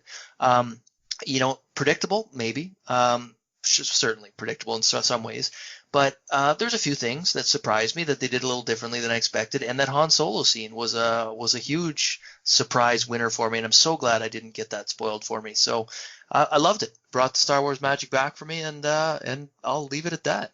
Now that said, as much as I love this movie, there's been some rumors that came out recently from a supposed Lucasfilm insider. Now, this is totally unsubstantiated. We're totally in unsubstantiated rumor territory. We don't have anything from JJ to back this up.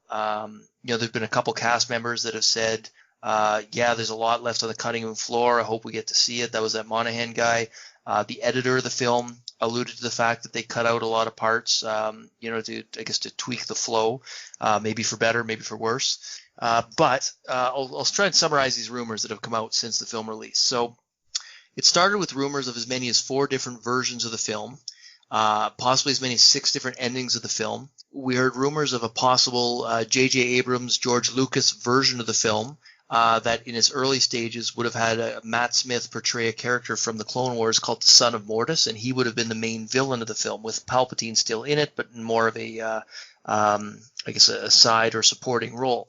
Now, looking back at the timeline very briefly, principal photography for this one started August 1st, 2018 and went through February 15th, 2019. By March of 2019, Matt Smith, in an interview with the LA Times, said, "As far as I know, I'm not in it," which obviously implies that he was filmed, but led to believe that already at that point, back in March, that his character had been axed from the film. And there were talk about major reshoots, dissatisfaction with the version of the film that was originally filmed by JJ with or without input from Lucas, depending on whether or not you believe that rumor. So, long story short, the supposed culprit is that Bob Iger feared that audiences wouldn't be familiar with the character from the Clone Wars and thought it wasn't mainstream enough, and sent the command down to dumb it down and simplify it and streamline it for the mainstream audience, which, there are signs that maybe that happened with, again, with the Wayfinders and possibly with the Dagger, and who knows what else was potentially cut from this film. So long story short, after all these reshoots and studio mandated alterations, there was supposedly a cut of the film that clocked in at 3 hours and 2 minutes in November of 2019, where they explain more about how the Emperor was alive. They have an extended version of the Mustafar scene with Kylo's blurred vision and hearing Vader's breathing. Apparently the light speed skipping, which was clearly made entirely to be translated to Star Tours or Smuggler's Run, and Craig will get to that in a second, was longer and featured additional scenes in Naboo, Kashyyyk, and Kamino. Supposedly Rose Tico had a more meaningful character arc where she had more scenes with Rey. There was a longer Kylo death scene. Apparently Abrams didn't want the Reylo kiss, but it was edited in. So all those elements, and then probably more. If you're cutting 40 minutes out of the film, there's probably more that we're missing there. Now in December 9th, 2019, there was apparently a 2-hour, 37-minute version of the film, which is 15 minutes longer than what we got in theaters. And apparently that's the version that JJ reluctantly approved and endorsed as his version of the film. And if you believe the rumors, he was supposedly blindsided when the theatrical cut that was shown at the premiere was 2 hours and 22 minutes. So I guess the question to you guys is, A, given that these are sort of unsubstantiated, do you believe these rumors? 2, does it seem plausible to you, even if you don't necessarily believe the credibility of the rumor? And 3, is this something you'd like to see? If there was an extended version, do you think that would make this film better? So Christian, I'll start with you. What do you think? I take this stuff, especially when stuff comes from Reddit, with a massive grain of salt. Massive grain of salt. Now, that being said, does it sound plausible and possible? Yeah. With everything we know about the studio system, I know Disney is the big bad right now, and because they're the evil empire, you're going to pick on them first. But Warner Brothers does it, Paramount does it. Studios have been doing this since movies have existed. It's gotten worse in many recent years. However, with the advent of social media, we now have the ability for leakers and people who are dissatisfied, things like that, to get the word out. And then people like us, the fans, we can make a voice as to whether or not we actually want to see this stuff. I think many of us forget as fans that there are many cuts of movies that exist. This happens during the production process. A lot of times you get that original cut. It's not even what the director wanted necessarily. Reshoots are sometimes planned. They get worked into the production. I think sometimes people forget about that as well. And by the way, I got to point out that sometimes reshoots work. Rogue One apparently is a better movie because of the reshoots and because of what they did. What we read previously is to whether it's true or not. Again, you got to take some of that with a grain of salt as well. I'm not always a fan of these alternate cuts. However, Aliens, Blade Runner, Apocalypse Now, those are all examples of director's cuts that have come out that are better than the theatrical cut of the movie. So look, Disney's not known for releasing these director's cuts. That's just not what they do. They don't look backwards like that. They turn around and say the cut is what you got. Screw it. This is it. So it would be up to the fans to really push for this, to see if they want to hear more about it, if they want to hear more from JJ, if they want to hear more from the production team. I'll leave it out there. If there is that 3-hour cut out there that they would want to put together, if it's assembled, or if they want to actually spend some money and turn it into a director's cut, I 100% would watch it. It's Star Wars. Give it, gimme. So I'll take it. However, at the same time, I still want to take this stuff with a grain of salt until we hear a little bit more. An actor saying there's all this stuff that was cut, and it wasn't in the movie, that doesn't necessarily mean that was their intention. You know what I'm saying? Because all these cuts kind of happen throughout the flow of the production. So, yeah, definitely interesting. I want to hear more about this, though, before I start pushing forward and saying, release the JJ cut. Fair enough. Chris, Lupe, what are your thoughts? So with the hashtag release the JJ cut, obviously, the very overt comparisons and parallels to release the Snyder cut. I think there are two completely different things going on here. Regardless of what you say of studio interference or whatever, Zack Snyder's situation is one of the most unique. I mean, we're talking of a director being completely shooed off his own movie. The most similar thing that we can compare that to be Richard Donner, because WB also did the same thing with replacing him with a new director. In terms of the rumors, I feel some of them might be true. Some of them sound plausible. Some of them sound far-fetched, because it sounds like all of these are like, oh, every single complaint you've heard out there, there is a solution to it. Yep. It sounds a little bit too good to be true, a little bit too fortuitous. So while I do believe that there is more footage of the cutting floor and there is more stuff out there that could make the movie maybe even significantly different, with different endings and stuff like that. I don't think it's that's my supposition at this time. I'm assuming that there isn't as much. At the same time, I'm not wrong to assume, because nobody has any evidence, any concrete evidence. It's not like, we have trailers that have missing footage. We have a director that's gone. We're just basically going off rumors and speculation. And so that's where I stand in terms of, it's Star Wars fans, and anybody who wants to see, go ahead and campaign for it. If you want to see it, I'm not super interested in seeing it. It's not, if it comes out, I probably wouldn't see it, to be honest. There's just nothing about it that appeals to me. I'm probably not even going to watch this Star Wars movie ever again in my lifetime. So there you go. But more power to people who are campaigning and hashtagging. Do your thing, and, good luck. It's just like with the Snyder Cut campaign, I don't understand people who argue against material. Like, if it comes out, so what?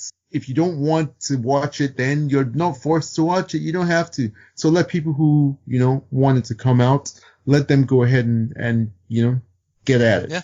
If you want it, fight for it. If you don't want it, just don't bother. That's it. Fair enough. Craig, anything to add? Yeah, well, a quick note about the Snyder Cut. I've never understood the hate that people have for people wanting something so badly. Like, good for anyone that has that much passion, that wants to support a director and his artistic vision. It doesn't make any sense why people hate on that in any way. It makes no sense whatsoever. So moving on from that, I know what social media gives us today is this look behind the curtain that we never had. I mean, these reshoots and people getting fired and moved and changed and scenes being changed, and it happens all the time. And this is nothing new. We just get to hear about it now, and we're actually following along the whole time. It doesn't just come out after the fact. There's people that talk about this through the whole process. So it's just a different world we live in. And, we shouldn't pretend that it's so different than the past. The history does repeat itself. This kind of thing is not new. And so it is very plausible that there are different versions, especially endings. They've always done in Star Wars movies, like film different things, even to throw the cast off from saying the wrong things, like how they had David Prowse, who was the actor in the Darth Vader suit. He said, Obi-Wan is your father. And nobody knew, except for Luke, Mark Hamill, that the line was actually going to be, I'm your father. So they've always put these things out there as misdirects in case someone is going to leak information. So it doesn't surprise me that it's 6 different endings. Plus, Disney is testing multiple versions as they go, saying, showing it to people. Do you like this? Do you don't like this? And changing it on the fly. And, good or bad, that's the way they like to do things. They really like to get fan feedback because they want to get a sure win. That's the way they do things. So unfortunately, it can affect the integrity of a film and the director's vision. And yes, if there are some changes, I would love to see it, because like Christian alluded to, like, more Star Wars, give it to me. I love it. And I would love to see a version that has, and you guys made a good point. It's giving us all the things that we're complaining about. So maybe that's not real. Maybe that's a good reason why it's not really real. It's too good to be true. Oh, we didn't get Vader. Oh yeah, that's in there. That's there. You didn't get to see the Force Ghost. Oh, that was in there. But yeah, if those were shot, I would love to see it, especially the Mustafar stuff, especially if there were the Force Ghosts at the end. Anything more explaining Palpatine, it would all be great. I would love to see a longer version. I would watch it for sure. Paul? Yeah, no, I love this movie. I will be buying the Blu-ray. I would gladly buy an extended cut, and if they release it at separate times, I'll probably buy both because I'll buy the theatrical cut when it comes out, and if they want to double dip it and put out an extended cut later, I'll buy that too. Now, that being said, I don't think we're going to see anything like the J.J. Lucas version. So with the Snyder cut, we're looking for a completely different version of the film that was filmed by a different director, the original director on the film. We're not going to get that here, I don't think. Even if you believe that there was a J.J. Lucas version that had Matt Smith as the son of Mortis, which to me seems like probably the least credible of all these rumors, Matt Smith apparently was out of this movie by March, so they didn't get far into post-production. Yeah. So we're not going to see that. We're not going to see this film. So what we're really talking about here is an extended cut. Which it's not unusual. I mean, I remember talking to you, Craig, about the Force Awakens, hoping we'd get an extended cut because there was elements in the novelization and other sources that didn't appear in the movie. One of them being what's his name getting his arms ripped off by Chewbacca. Right. So there was little things that were apparently in the film that got cut, and to the point that Christian, you made, this is not unusual. These kind of trimming down to help the flow, to get it under 2.5 hours, whatever their motivations might be, dumb it down for the general audience. All that being said, I would like to see the 15-minute longer version. If there was a 2-hour, 37-minute version that JJ endorsed as his cut, I'd want to see that. 15 more minutes, I think, could have helped this movie. Now, it depends what that 15 minutes is. If it's the Mustafar stuff, absolutely. If it's the Emperor explanation of Palpatine, absolutely. Dominic Monaghan said that there was lots of his scenes left on the cutting room floor. Well, with good reason. If that's what you were bringing to the film, leave it there. Maybe it made him make more sense, though. But maybe he made more sense when he was in it for more. No. Well, the funny thing is that cringy line of his, I mean, if there really was an explanation about how Palpatine survived, that cringy line of his was probably shoehorned in late to make up for the fact that they cut the other stuff out. True. Which might explain why it's so cringy and out of place. So I tend to believe there might be a slightly longer cut, and I would absolutely be interested in seeing that, and I would pay again, buy a second Blu-ray to see the extended cut if that's what it comes to. But as Christian pointed out, Disney doesn't do extended cuts and director's cuts typically. That's not really their thing. So it's not their MO. It's just not. It's not. Now the Star Wars fan base is a huge fan base, and you'd think there's a lot of purchasing power there, but most of the most vocal complainers are still complaining. So, I mean, I know I was won over by this film. I hope others were as well, but it seems like the majority of the fandom menace is still hating on Disney and not won over by this film. So, and a lot of the Reylo crowd, the TLJ crowd, is pretty upset by this film. So, well, there's a lot to be said about, hate is also something they can monetize. So, not Disney, but I mean, the people, like the fandom menace exists for a reason. You know what I mean? Like there are members of it, of course, that want something different, and they are upset with what they got. Of course. I don't want to ever belittle that, but there are people, very vocal voices, that they know exactly what they're doing, and you can't suddenly turn.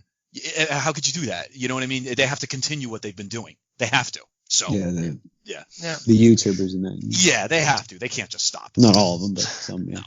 So long story short, if we get more Emperor, more Darth Vader, more Sith, I'm all for the extended cut. If we're getting more Rebels bantering and more X-Wing fighter pilots with snark and more Rose Tico, then leave that on the cutting room floor. Keep it fast-paced, flowing quickly. So I'd absolutely be curious in seeing it. I think it might make the movie better, but it also may have been cut for a reason. So, hey, they want to release a director's cut. If JJ has a different cut, I'd absolutely be interested in seeing it, but we're not going to get this totally different version that supposedly was envisioned by JJ and Lucas, if you believe. Okay, so coming up on the the conclusion of this episode, last question about this film specifically is this really the end of the Skywalker saga? I think it was left in a way that it could be picked up at a later date.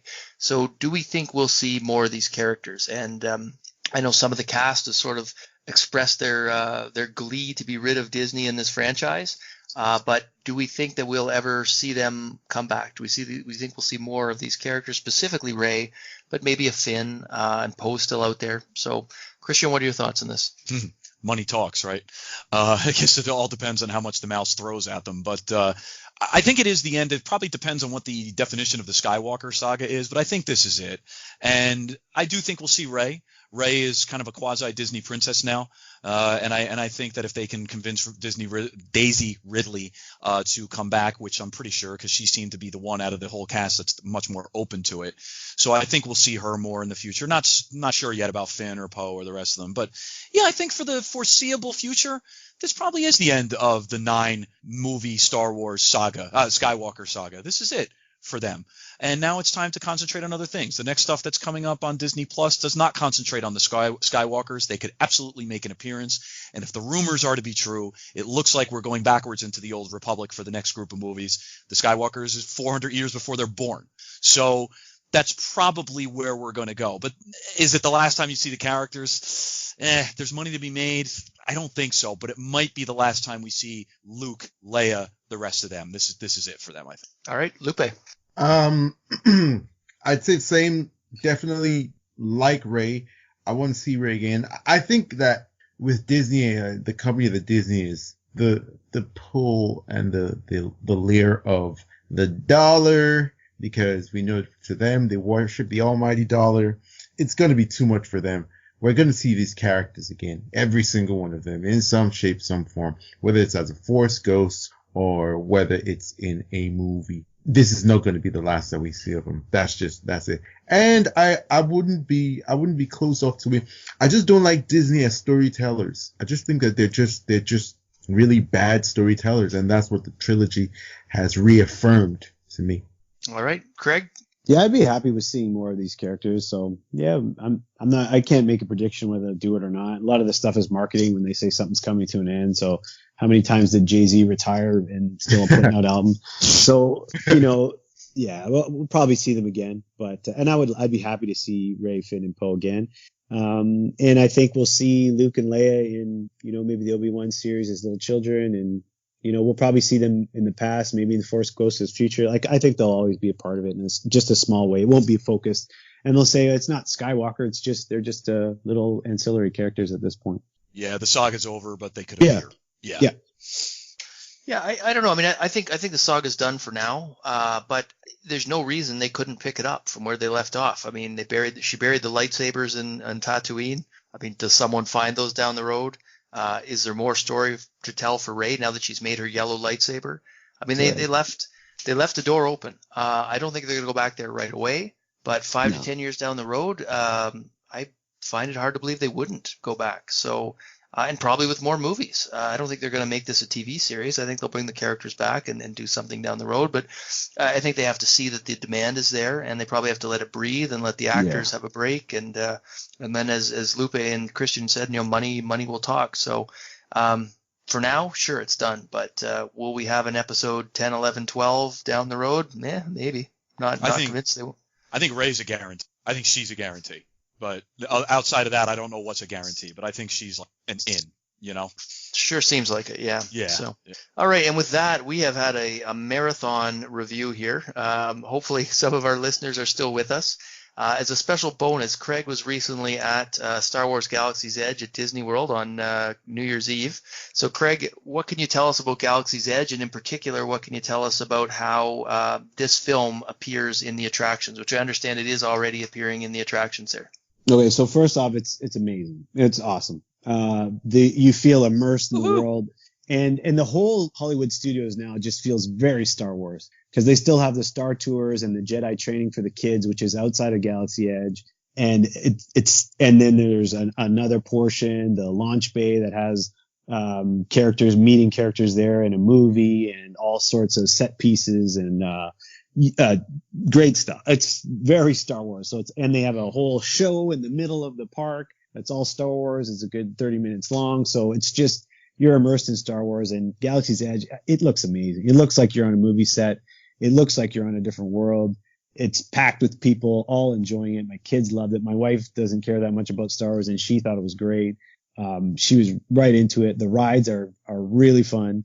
The Star Tours is actually the biggest tie-in, which is one of their older rides, is the biggest tie-in to the movie, where now they have scenes from the Rise of Skywalker in that. And Was it the then, light speed jumping? not really, not per se. I No? mean, they do jump around, but it's not the skipping. Like, Oh, it's just wow, the okay. kind of natural.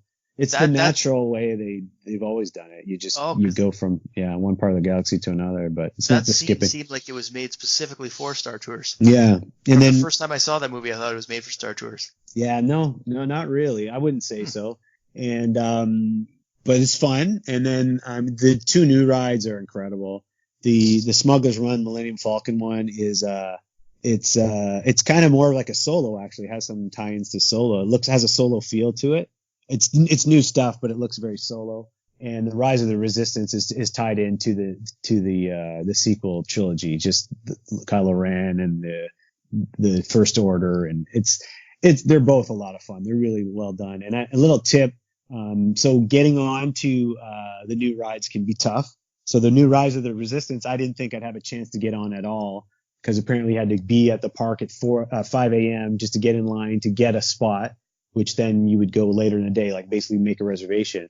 But what I found out is when I arrived in the park, it actually online, right through the app, you can say, I'm here and I want to get in line, and you join a group, and then they call your group. And I had a really high number, so I didn't expect they'd ever get to it. And in fact, it said, if you're above this number, you're probably not going to get called. You're basically on standby.